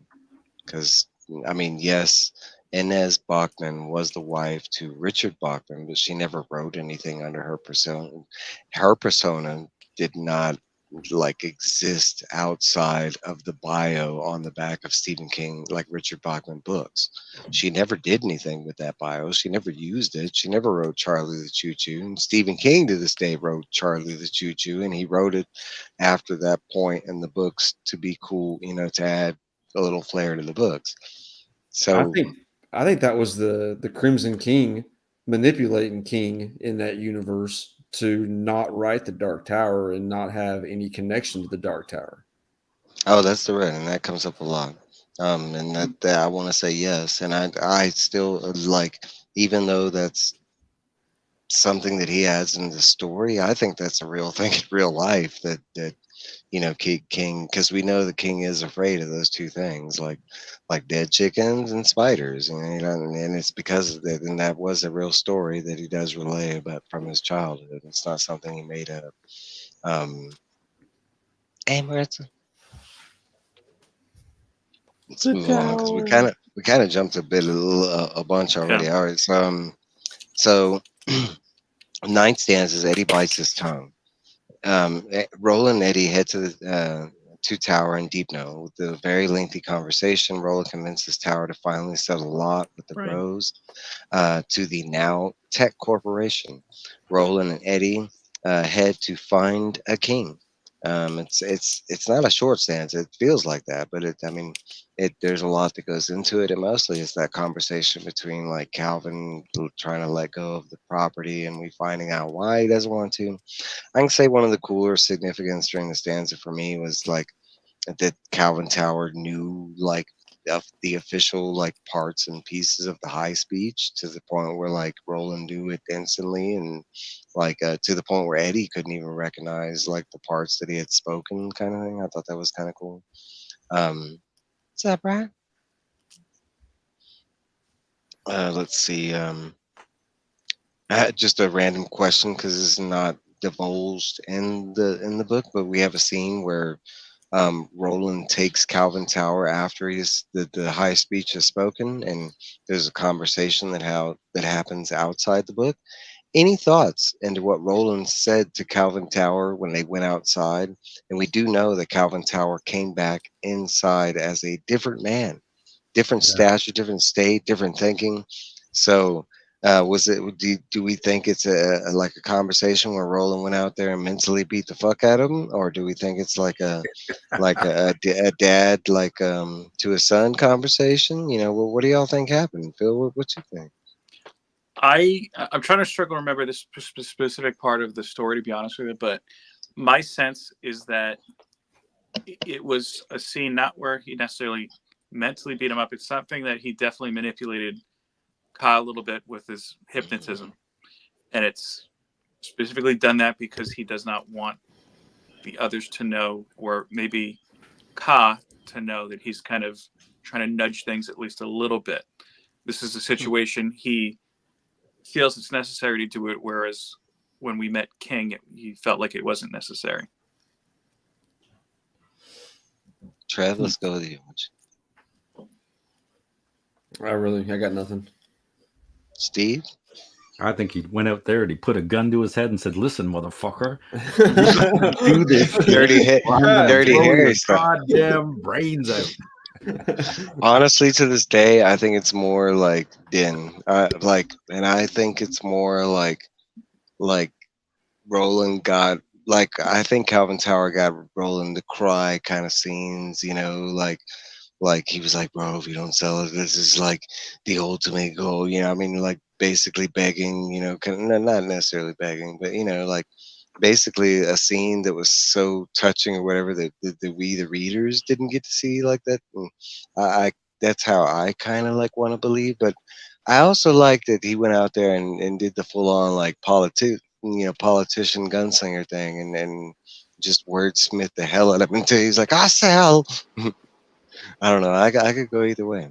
Yeah, he did something like what Eddie, where Eddie could convince the devil to set himself He's on sitting fire. right over here. Is he? What's up, Seth? um, so let's move along. 10th stanza, Susannah, Mio, divided girl of mine. With Mia trying to flee the hotel to get to the Dixie Pig, we see that she is not great with people or crowds. Escaping to a bathroom, Mia / Susannah palaver in a toad-ass space. The FedEx headquarters, or FedEx station, or ARC Station 16, or the Dogan of all Dogans, and hear of who Mia really is. We hear the story of baby Michael and Walter's promise straight from the Crimson King himself, made half mortal with the ability to birth life but not create. Palaver finished, they head to the pig, but not before Susannah can drop a god bomb. I'm going to go with the question is thoughts on Susannah's dream during the 10th stanza. The dream specifically relating to those audio messages of and I think we kind of already talked about this, but there could be some other thoughts because they do mention quite a bit of names, like John F. Kennedy, and we know he's the last, known gunslinger on King. Well, they state that, but he's last supposed to gunslinger. be. Yeah, but he's not the last. He's not the last because we already know of one. We just haven't got to him yet. Because that's the other side of the whole treaty with the rose. Remember, there's another side of the treaty, the money side. We haven't got there. What's up, Will? The tower. The tower. So, any thoughts into the dream with the radio broadcast? We already touched on the Stephen King and that being, not how Stephen King's life plays out. I'll say that I always wanted to think that this was just bad call messing with Susannah at this point, because they mention all these good quality people like Martin Luther King, Malcolm X, John F. Kennedy, and then they finally kind of get to King. Any thoughts on that dream? Why it was specifically there during that time? Anybody's free. Trev, Phil, I don't know. I really don't have an answer. Only thing I think of is 100% manipulation.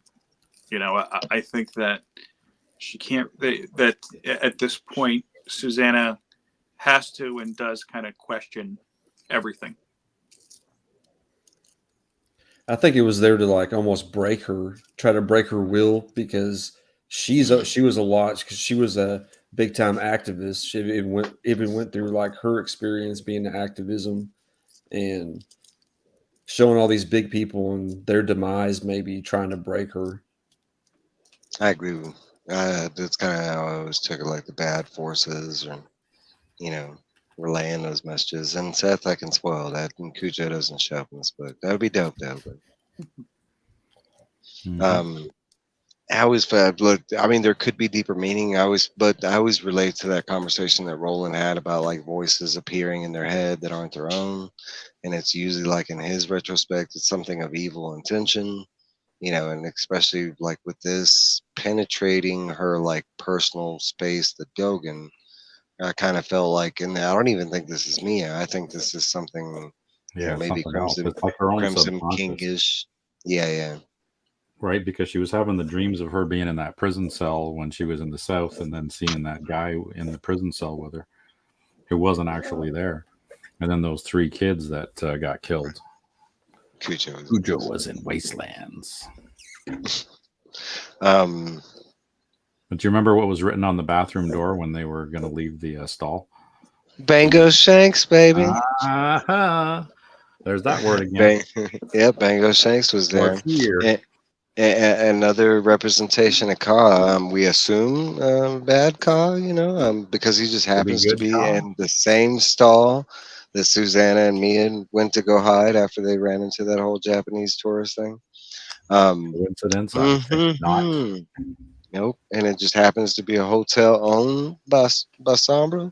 Does that imply that everybody working at the Sombra Hotel are bad?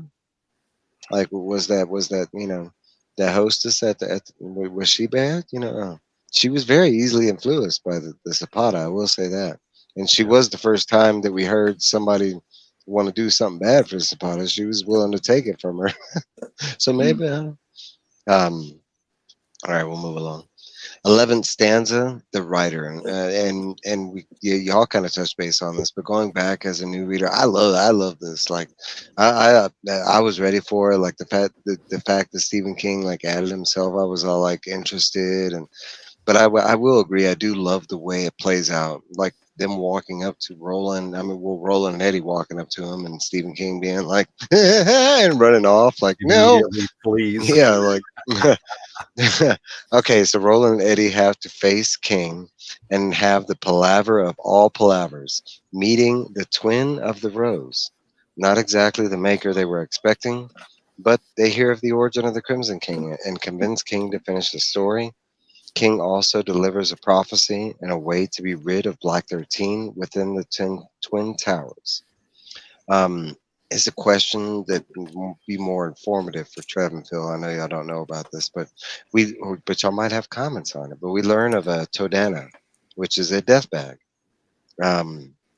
Any thoughts on a death bag? And there is a relation to this. I'll touch if Steve doesn't, but Trev or Phil, any thoughts on what that death bag was, or what it implies, or Like a grow how, bag, like a grow bag? a Mm-hmm. death bag.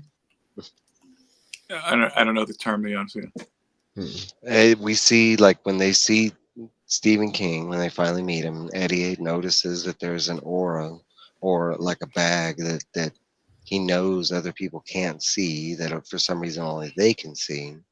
But it's Oh, basically like this shroud or aura that's kind of around King. And when asked, it's explained that it's called a Todana, and the Todana, that there could be many reasons that it's around him. It's called a death bag, but like, mhm. Eddie implies it's because of the alcohol use and drug use and cigarette use. We hear that it's not cigarette, use. We hear that cigarette in Roland's, terms, it's a healthy thing. It keeps demons away and insects, and You got death to Yeah. read bag is, Hearts in Atlanta. I mean, it to is be tough. honest with you, I at the time I thought it was just because he's known to be such a dark writer that maybe he's kind of between the veil of the physical world and the spiritual world. But as we get to the end of Coda, it's clearly not the case. He was already kind of predestined and predetermined for a different ending, and which makes me think that perhaps no matter what Roland and everyone here do as far as manipulating Ka, they're predestined to meet a certain conclusion. So, CJ, we are live. I love that. Because you not knowing what this is, some of those things were really, really, really close. No, like, okay, so it's actually a literary reference to one of his other books, and one that does two. And he heavily ties at this point a couple in this book. Hearts in Atlanta, Steve just brought up, but majorly Insomnia. And Insomnia is a story about a person that suffers insomnia, and incidentally it stays up for like weeks at a time and starts realizing that he can see special auras around people. Not all of them being death bags, but he literally can see when someone's about to die and they have that death bag. But that's kind of a direct reference to that story, and Insomnia being a heavy connected Dark Tower book. I want to say it's a reference to King's real life and what he was going through. He knew that if he didn't stop this and this and this, that was going to happen. And him getting hit by a car is more coincidental than health risk. But like, it put him in that, like, hey, if I continued on that path, I would have died, kind of thing. And I'm He pretty sure probably has the ability to see the auras himself, and he might have even seen it on himself. Look in the mirror, and bam, there it is. I gotta tell you, I was not a fan of him inserting himself into the story. I thought it was lazy. I love it. I love it. Especially, okay, the reason I love it is because it's not the King we know, like we've touched base with, and it's to the point where, like, as far as my knowledge, there's never been a time where King wasn't determined to put out the series. It wasn't like King all of a sudden one day was just like, yeah, I don't want to do it because of the Crimson King. No, that's all stuff that he added, like for extra added flair. I like all that stuff. That there's this, these forces out there that were preventing him. That even the car accident in real life was like a form of the Crimson King, trying to stop him from writing the story, kind of thing. Trev, he explains it in this book why he did it. Yeah. What book is that one? I sure hope it's good. It's the last one. Yeah. Oh, the next one we got to read. Whenever a creator does that, I just think it's lazy. Mm-hmm. Yeah, he could have went so many other ways than, oh my gosh, we're meeting the creator. Oh, and he's just a sniveling. Yep. You know what I mean? I thought that the same occurred thing. to me at first. It did occur to me at first, but the way that they did it, and then after the coda, I was like, all right, so what he did was actually pretty smart. I like it like this because if it would have legitimately been real life King, I don't think I would have liked it. And if we would have got real life conversations with Roll and Eddie with that form of the Maker, it would have went down differently. It would have been like, that it would have been a strictly like, no, you're a character on a piece of paper. Like I can go inside and write. Like, we didn't get would it have? Because it was at the time where he didn't know any better. It was beyond his knowledge. So I don't think he would have acted any different. That's a good look at it. maybe. I mean, either or, he's writing the character himself. He knows what he went through at that time. Like, and exactly, Aaron brings up a good point. He didn't write himself as this big hero that saves the day, because you think about it, in most stories, when the hero goes to meet, the big good or whatever, that's usually the end. That they have the power. You know that whenever we started this, I said the only thing I don't want is to be like just a story in some book, and that's kind of what it's turned into. But you know what, Trev? I'm thinking about this more. I mean, we've established that this is not the same King that is writing the story that we're reading.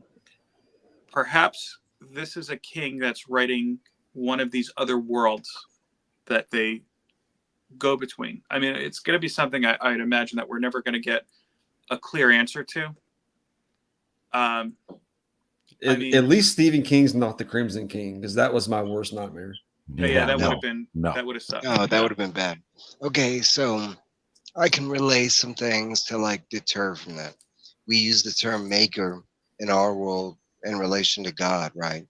And in our world, God did create everything, including like galaxies and dark matter, everything, right? Ghosts and souls and mythical and okay. In this story, that's not the same case. Even though we know that Stephen King might have wrote the story, he's not the maker of like everything. He didn't create the Crimson King. He didn't create the world that he's in. It's not that kind of maker. It's more along the lines of, I mean, and there's other stories recently that have done this, but it's more like he wrote the story and now his characters have moved into other worlds, kind of thing, without his knowledge, kind of thing. It would have been like if the piece of paper came alive in front of him, it would have been a different story. But this is like his creation came alive and just took off and existed in, real worlds, but just separate from.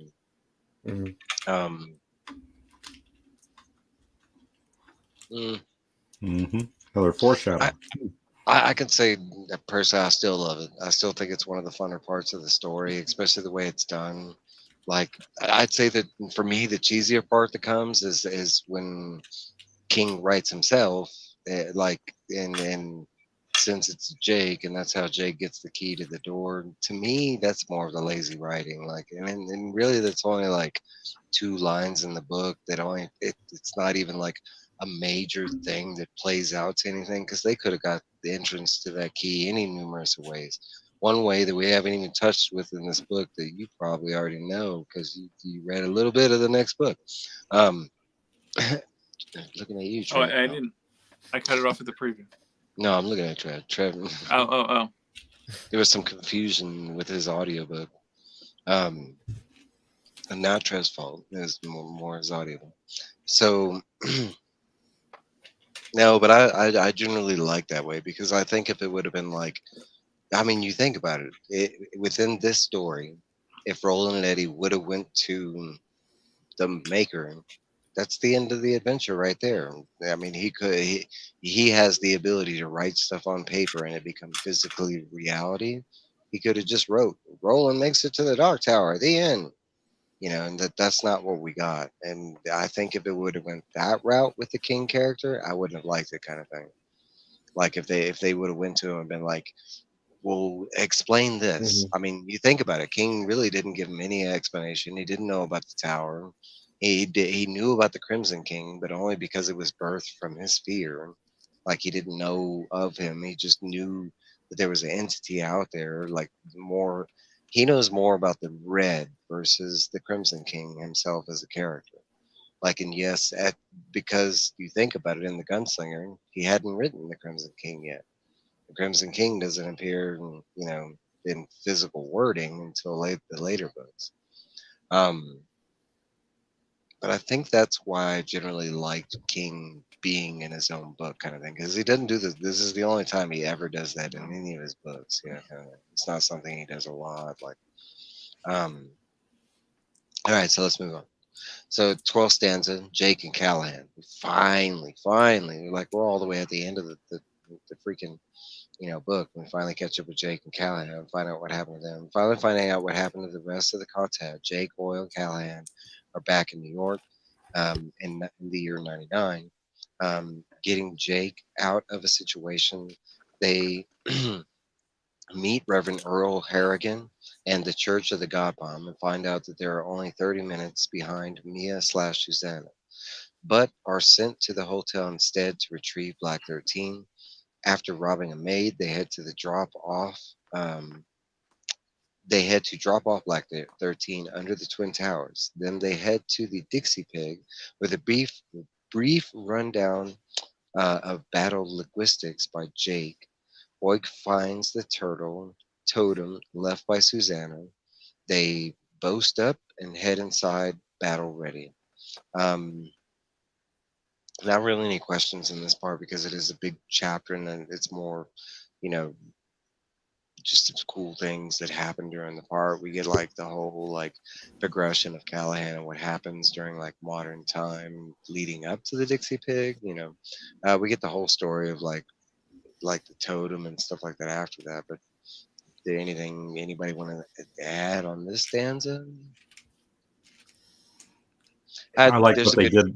I like what they did with the Black 13 and put it under the towers in the long-term storage facility so that it'll be destroyed when the towers come crashing down. Oh, yeah, I do like that. That was part of the prophecy, and that is a big complaint with fans that they don't like that he added that part into the books. That he actually physically added the tragedy that is 9/11. But kind of used it as a destructive force to kill something bad, kind of something that's more evil. I thought it was kind of cool. Like, I mean, how, like, that was a big question that came up early on when they found Black 13. Like, how do we get rid of this thing, kind of thing? Yeah, because it's defied like everybody's negative ability call to destroy it. Negative call destroying negative call. Yeah, there you go. Something really, really bad killed it. I think that makes sense. Yeah, Stephen King near-death experience turning sober, I think, made King take shortcuts because he wanted the story finished. I wonder how different the story would have been if accident and not sober. He probably would have been waiting for the end. I agree. I think it would have been a lot longer played out. It would have been a different type of story, kind of thing, maybe. I like that. Look at Trev. It's not look at me anymore. It's look at Trev. We don't know. There's still some science and magic. They're still trying to figure that out to this day. So we get to the last stanza of the book. Heil Mia, Heil Mother. We hear the story of how the totem was left for Jake by using the Mother Nature side against Mia, while being blindsided by music. Mia/Susannah head for the Dixie Pig. Her Dogan is destroyed right before they go in. They move inside and are greeted by Richard P. Sayer. vampires, tahine, insects, cantoi, which are rat face slash low men. Mia is quickly confirmed not to be able to keep her child and makes a pact with Susannah. They are ferried away, astral split, and then they have the baby. Mordred Deshane is born. Mhm. Okay, so this is where it gets, Trev kind of like missed some of this. So one of my questions was, what did y'all think of the astral split thing? Like how they physically like had the baby? Because in the story they literally put like a cerebral type device on Susannah. It starts reading out this stuff because it's robot or whatever, and like right after that, like it explains to Susannah that she's gonna feel immense pain.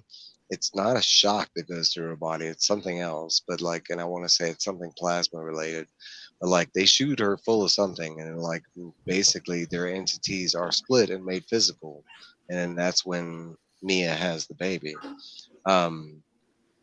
What did you think of that, Phil? I mean, to be honest with you, it didn't register to me as the split at first, and it makes me think perhaps Mia and Odetta were more of a part of Susannah than we actually anticipated. Like maybe Mia again has kind of bought into this lie that maybe she's not this demon after all. Maybe she's just basically just another fractured part of Susannah's psyche. I really like that because we don't get, like, even though we get her stories and stuff, we don't get like actual confirmation. You think about what they did to have the pregnancy with this whole like technique or whatever. Is that the technique that they used to get Mia inside Susannah? Like that had to happen at some point. Like, or was Mia born within Susannah? You know, we get the whole like Right. facts thing with the gunslinger and stuff, and Mhm. okay, it makes sense. They like uploaded the baby in her, but she was there.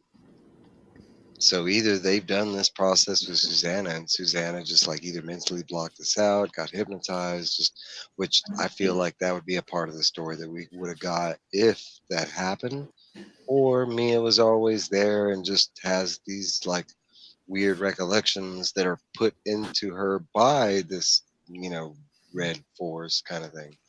We do know, and this hasn't been brought up, but it has been brought up in story, but we haven't really talked about it. But one of the things that the Crimson King is supposed to be like really heavy prevalent in is psychic abilities. He's supposed to be like I guess the evil's top psychic ability user. So if you think about it that way, and the Red King is out there like sending these messages, like how easy would it be just to like mess with me, like Susannah's mind, and implant these foreign memories kind of thing? Immaculate conception Yeah. on multiple Jesus. levels. Like, I mean, you're talking about the baby, you're talking about these identities. Like, if you're not, if that Hey, didn't hit, I do have to also comment. I think that King didn't anticipate connecting the two demons and making Roland the father until he wrote this book. I Probably. think you're 100% correct. I don't think the speaking demon from either them bringing Jake back with the key or the original speaking demon honestly had a part to play in the end game. I think that was just something that like he forgot. I want to say that they never had intentions of moving forward with those scenes. They felt complete. The speaking demon got the jawbone, got some prophecies. That's exactly what happens in a story. And then we learned later on that there was like more stuff that happened. I want to say like he either forgot where he wanted to do with that, and kind of this is what we got, because that's told twice during the story that he not only forgot where to go after this, but he also lost parts of the story. I Yeah. do know in real life that is a true, like he did have like parts of the story on the back of his motorcycle, and at one point while drinking, they kind of flew off. That was supposed to be like the ending of the Wasteland. So I do know that was either like, let's say, diverted. I'm not going to say changed. You know, he probably still retained some of the stuff, but he kind of expresses at the end of this book how, well, during this conversation with Roland and Eddie, what kind of writer he is, and he's a pantser writer. He kind of like, you know, what pops in his mind at the moment. He doesn't plan stuff out. He doesn't storyline stuff out.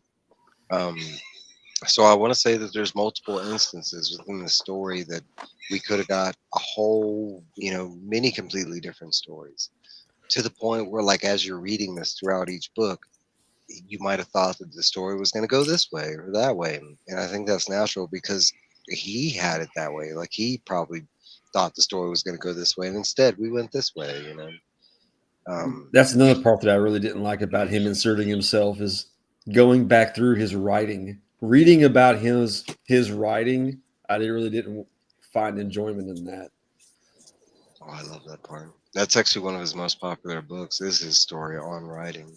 Like most Oh people yeah, that no, have- that is a great one. Well, Yeah, I mean, most- if you want to read that, but I'm trying to read a fantasy here. I don't want to read about a No, I know. writer's rewriting the book. You know what I mean? Mhm. It kind of took me out of the story.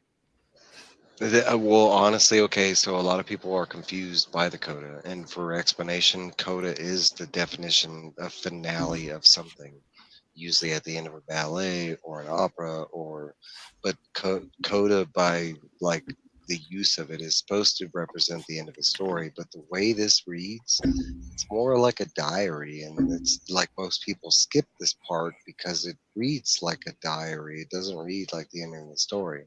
So a lot of people miss out on the whole, like, Stephen King is dead, and the whole, like, okay, there's another thing that plays into the coda, because I don't have a lot of, I mean, coda is just pages from a written journal, kind of a fast version of Stephen King's Dark Tower behind the scenes kind of thing, you know, like his quick explanation on the Dark Tower over the years and what was going on.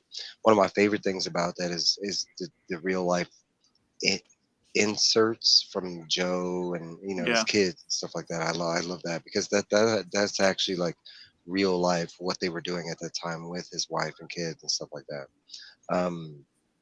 Okay, so a couple things within the coda. One, we the Stephen King is dead thing, but oh yeah, and he's right, and kind of like a bestiarian. It's true.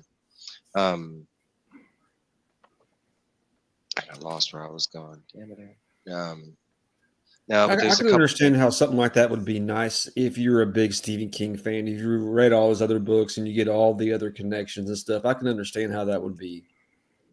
But just coming into Stephen King is the angle I'm looking at it. Well, I want to say, like most people, this isn't their first read from Stephen King, so I can Right. understand completely from a written standpoint. You as a reader, like, this isn't the first thing you want to read, and that's why I keep explaining this is the only series that he's done this with, and I want to say it kind of adds to what this series is, the big fantastical, mythical, like, you know, strange, like, so for me, it does fit, you know, kind of thing, because he has other weird stories and stuff, and they stick to a weird set. They don't go out of those weird sets, you know. Like I mean, like it is some kids battling Pennywise, you know. At no point do you have some grown-ups, you know, turn up to help them. They grow up, you know, but no, but you know, he sticks with that set. Um, okay, so in the coda, it's also a jab to a lot of people that don't read Stephen King, that for some reason have only read the Dark Tower series, but they were the Stephen King is dead thing is a real life thing that a lot of, like, people that say they like Stephen King, it's usually one of the first things that they like. If I mention I'm reading one of Stephen King's new books, they'll mention, didn't he die? Or the other one is, didn't he retire? They both come from real life things, but it's confusion that most, like, pseudo fans get. And it's actually like a nod to those people, because it's one of the most, like, questionable things that Stephen King got in real life. You're Stephen King? I thought you died. he got that so much after the accident. That's why he added this part into it. Jeez. It's also the other part where, like, when he retired the Richard Bachman persona, because somebody in real life found out that he was using a pseudonym and actually revealed to the world that it was Stephen King, he killed off that character. For some reason, when that happened, like, the world believed that he was really retiring, and that was another huge rumor that went around. So those are kind of like nods and knocks to those real life commentary that he got. And to this day, he's still, like, I watched an interview when he was doing it, like, damn, I want to say it was Harvard, or he just did it this past year. And that was one of the questions that's like, somebody literally stood up and was all like, I thought you died back in like 1990. And that was their question for a dude that's standing in front of him. Wow.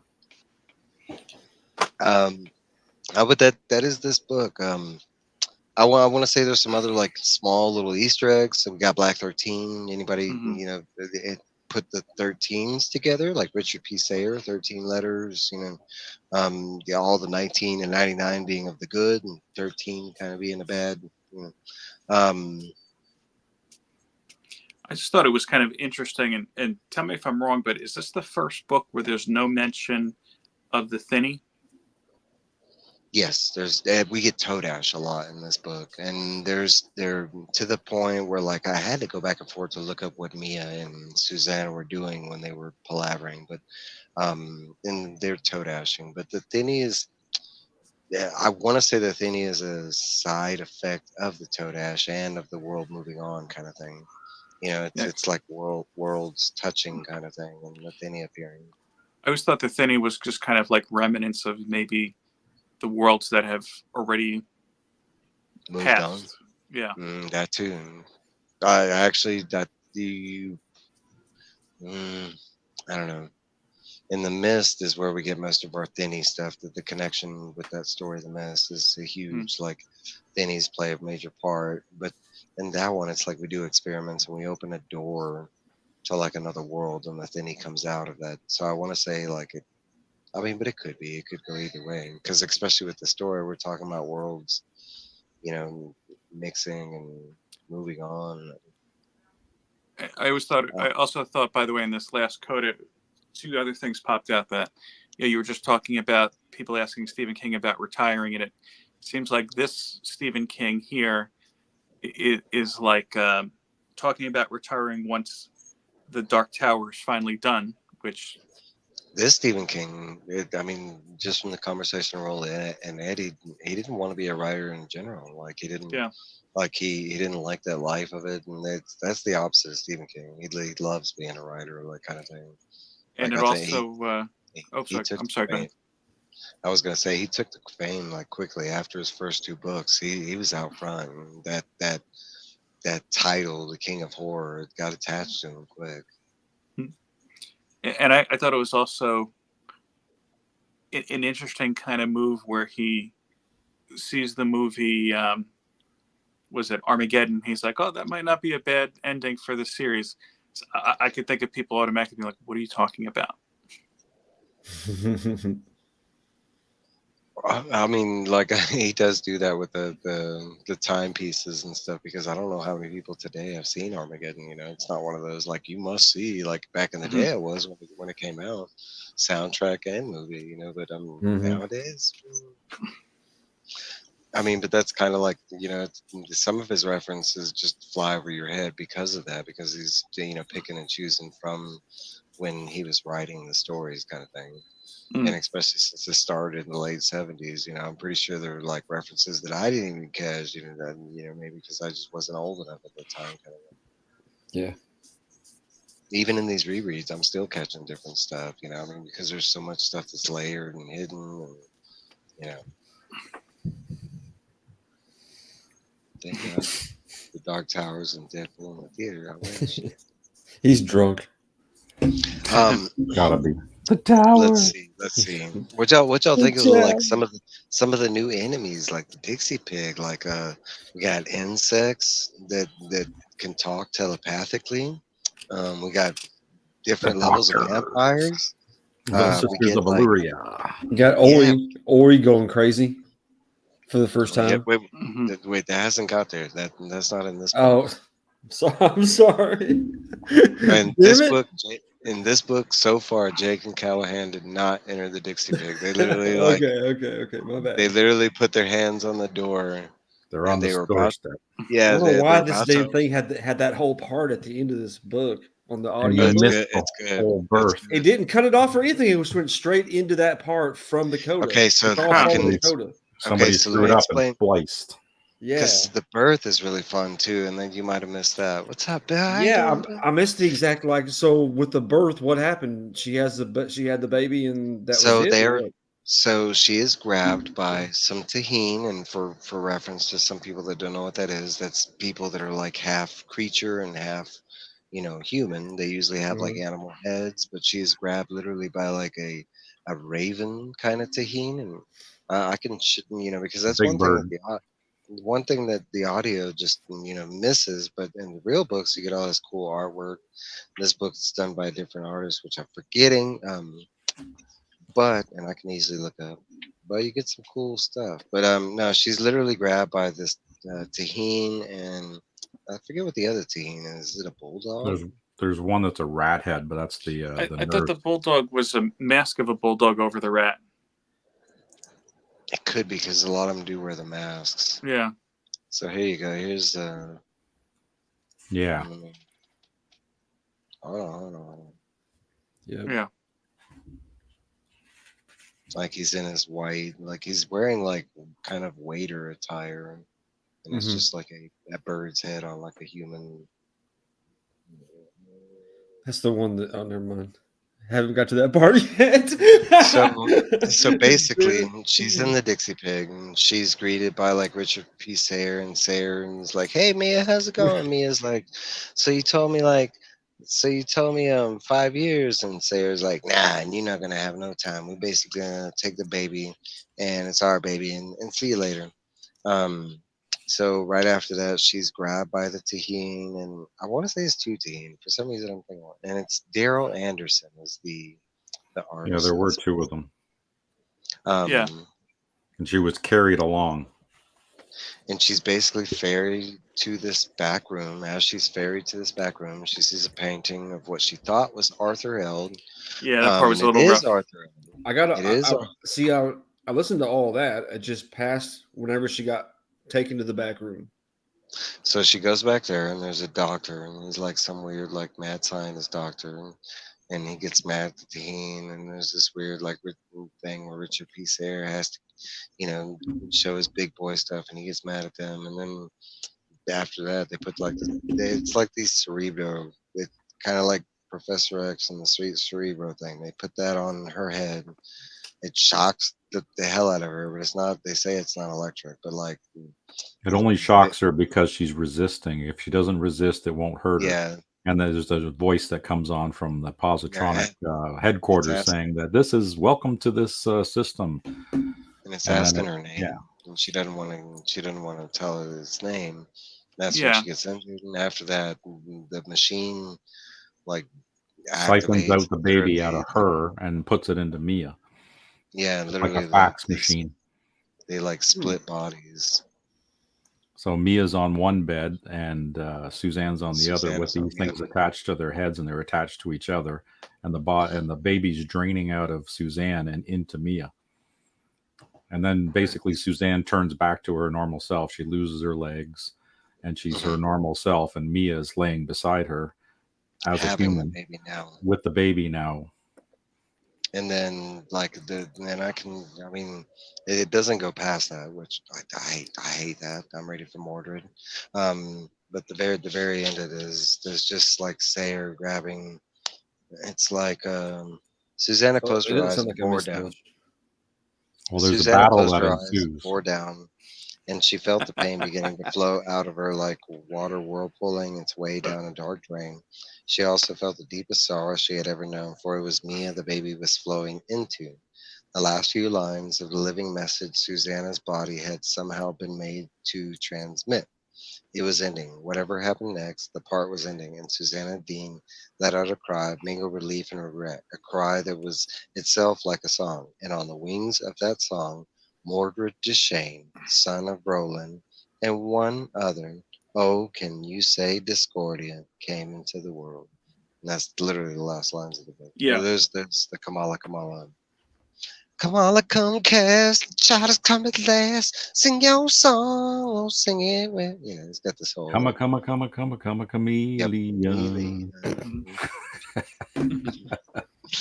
And then we go to the coda. Oh, And Boy the coda George is accent. literally just the bestiary. Yeah, but you're missing that. I want to say it's like 30 pages of the book, but for some reason it skipped. You got skipped, and you went to the whole next book because that's the beginning of the next book. Is Now you got to buy the book, Trev. Yeah.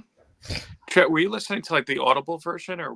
Yeah. Like, because to be honest with you, when they were saying like it didn't register to me that the baby was born, but hearing, like as I remember hearing about the fax machine, I was also listening it on like 2 times the speed. So it was probably so quick that I didn't realize it happened, but I do remember it was kind of sudden. And I remember them describing the helmet and everything that they were putting on. What's her face? Susannah and the a visor. Computer machine. Okay. Yeah, they said it was like a mix between a hairdryer and something else. Yeah. Well, honestly, okay, if I had to put what it really looked like, it looks like Luke's training helmet that he wears for Ben, and it kind of has the blast shield, and it's just like a big dome kind of helmet, like a Weapon X helmet. Yeah, there you go. Yeah, because the way it fit on her head, it reminds me of those old school like race car helmets where they just like bloop, it just had like the inside was just like a curved space where you just like. I'm picturing hair dryers from the 1950s with the old ladies sitting in them. Giant rolling things. See, I wasn't even thinking of that. Like I was thinking maybe it was like a reverse kind of like Rocketeer helmet. Yeah. Could be either or. It could be. Yeah. But you know what I thought was interesting? Nobody really said on it. All the vampires and creatures and everything, occasionally some of them were speaking German like they were Nazis. Oh yeah. So that's okay. So I was gonna ask this, but I didn't want to. I was kind of hoping Namman was gonna. Okay, so anybody wonder why like most everybody we met in this book is extreme, like not American, foreign, like extremely foreign, including like you just referenced, like most of they are speaking specifically German, but like why in this book? And yes, they're in New York and different times in New York and in Maine, but like why every character has to be a foreigner and not just with Mia and Susannah? Any thoughts on that? I don't have any. I hadn't thought any. Yeah, I mean, I hadn't thought any until this particular scene. That's why I was hoping Yeah. Namman was here, because I want to say that's a biblical reference, but I want to say there's 2 that I can think of, but they're off. They don't match. Where is he from? What's his nationality? I want to say like who? Namman? Namman's Green. Stephen King. Oh, he's American, like born. I mean, he doesn't have any ties to where he. He's like big time international, or I know he's pretty progressive as far as that goes. He is, but and then he's more like not. He's more like anti. He's not leaning to one side or the other kind of thing. He's more like hate the system kind of thing.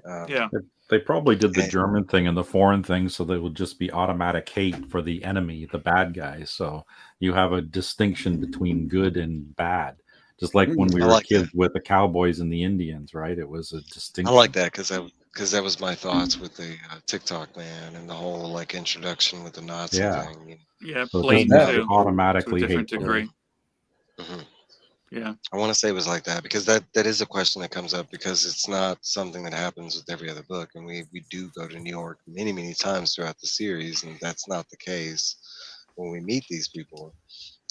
Specifically this time, this journey, this trip where they every person they meet except for Trudy, but we don't really get an accent reference on Trudy. She could have been a foreigner as well.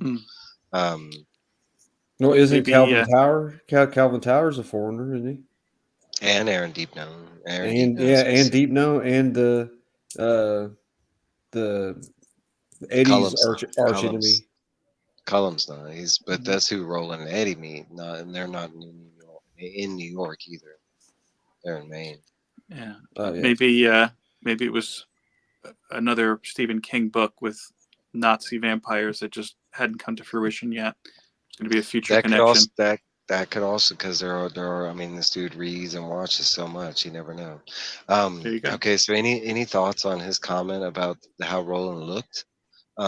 He stated in the book that Stephen King looked a lot like Roland, just like on an older level. Any thoughts on that? Because it's described early on that Roland looks like Clint Eastwood. And I don't know about you, but I know what Clint Eastwood looks like, and I know what my dude King looks like, and they don't look alike.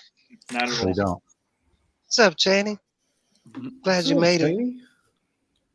Fanciful, wishful thinking, maybe.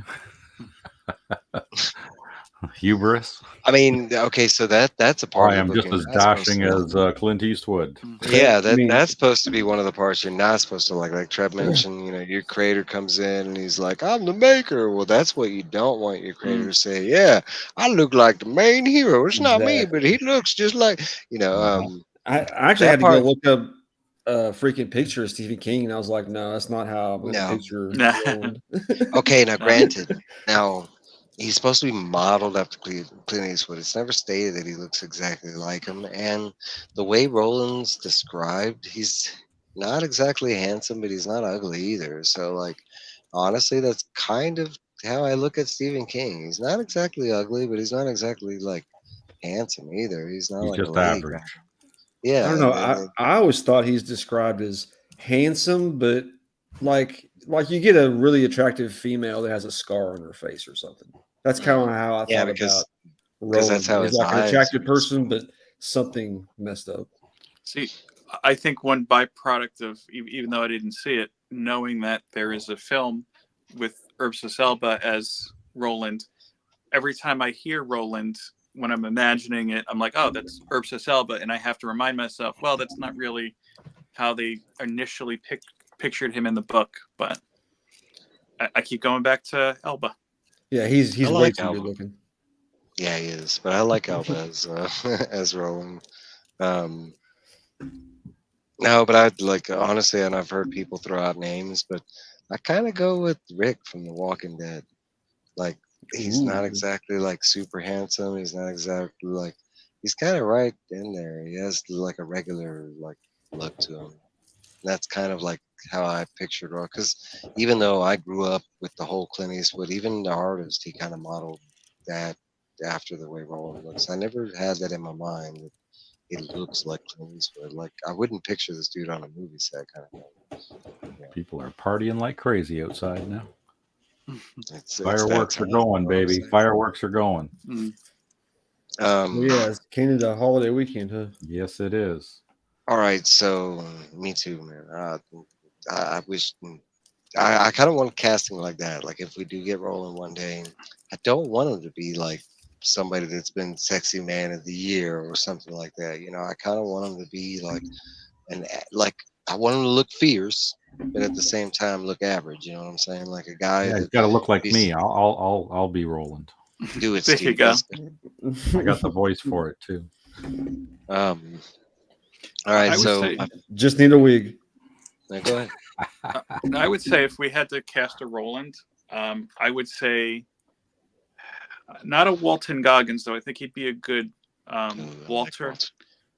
I love Walter as Walter. Oh my god! Not as Roland. I can't. No. As Walter. As Yeah. Walter. Flag. The Man in Black. The Man in Black. Walter as Walter.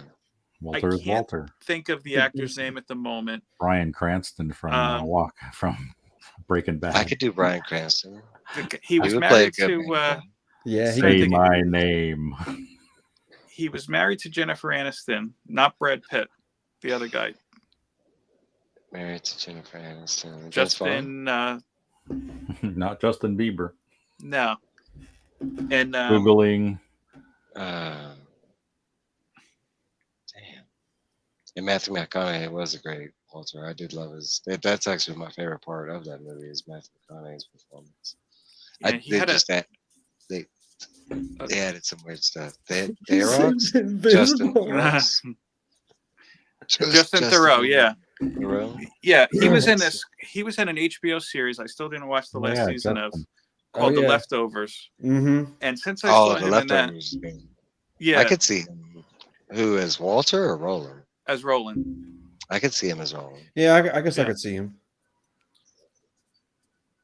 And to be Yeah, honest with you, Bubba Rob. until what's his face, Sherlock Holmes was cast as Doctor Strange, he was my Like the pick for Faith of Doctor Roland? Strange. Yeah, I know.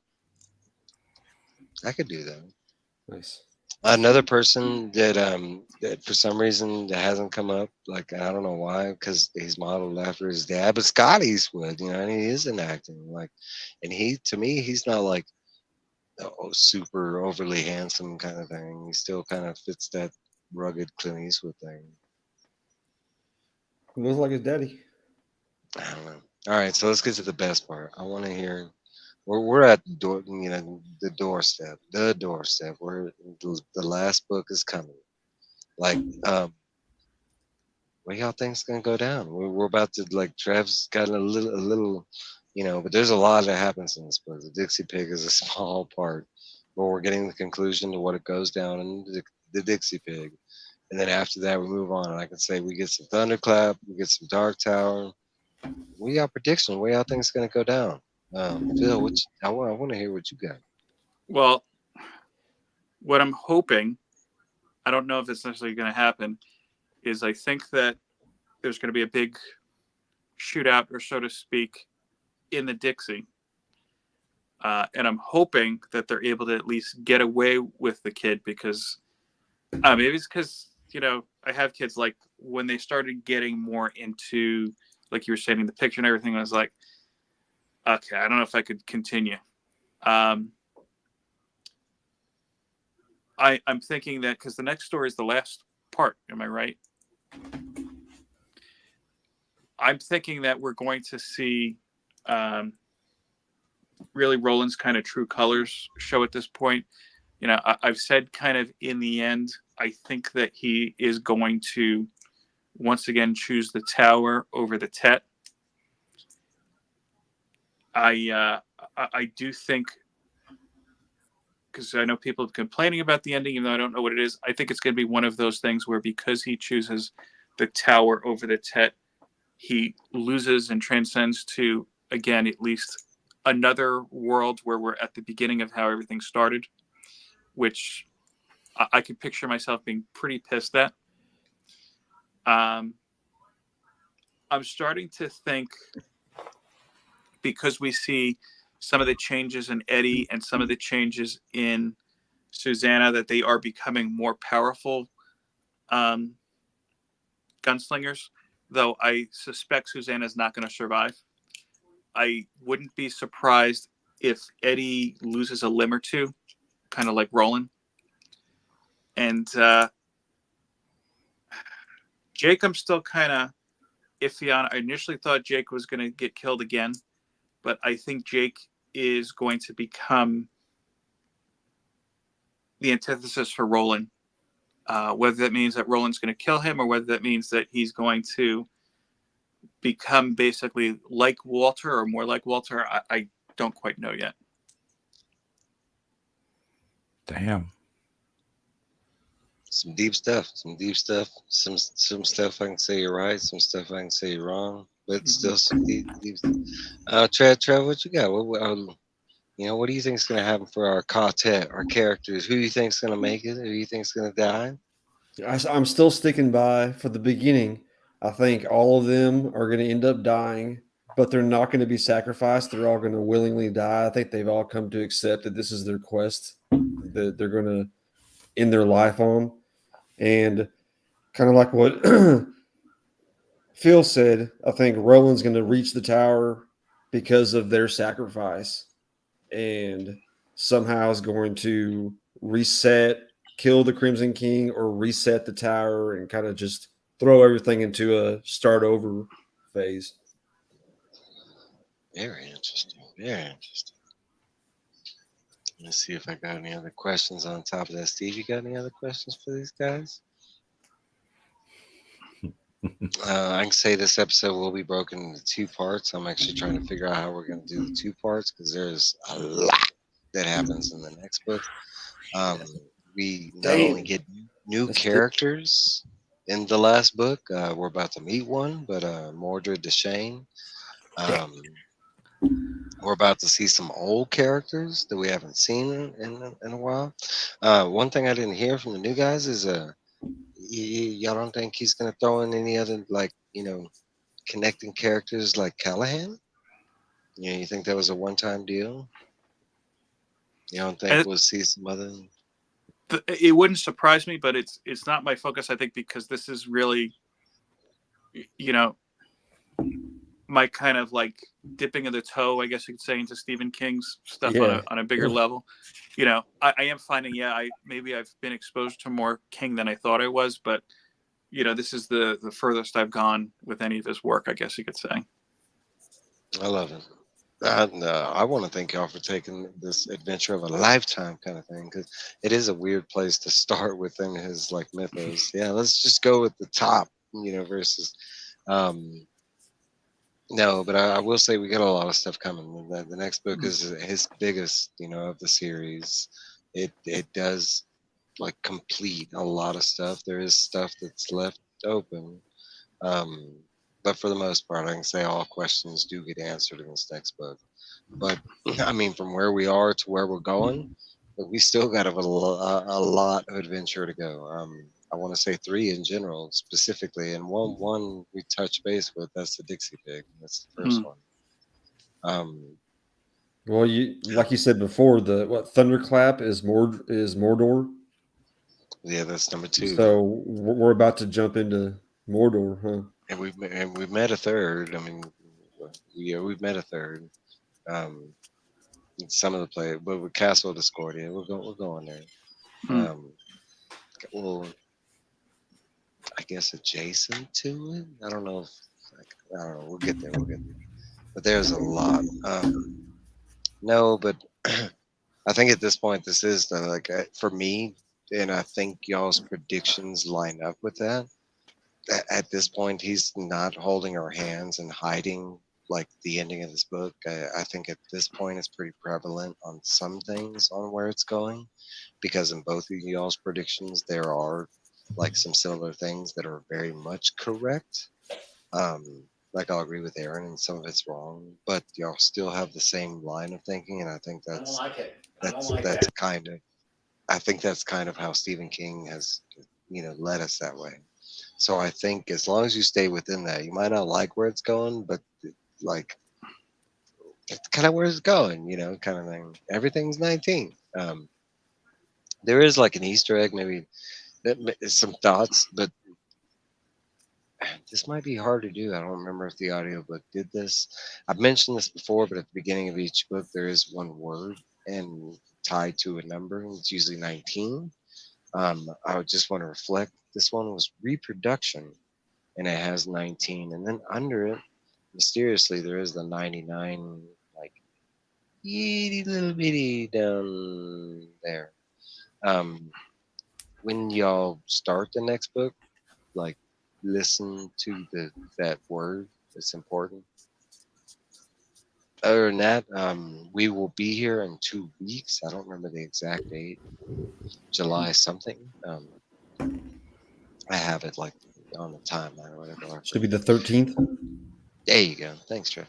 But July 13th, same time, we'll be here and talk about part 1 of The Dark Tower, the last book in the series. It's not the final book, but it is the last book within the adventure of the series. The 8th book is the separate, offshoot kind of thing. But I want to thank everybody for being here, listening to this, and you guys for adding the questions and stuff. And that's all I got for you guys. Say goodbye. Bye, everybody. Happy birthday, CJ.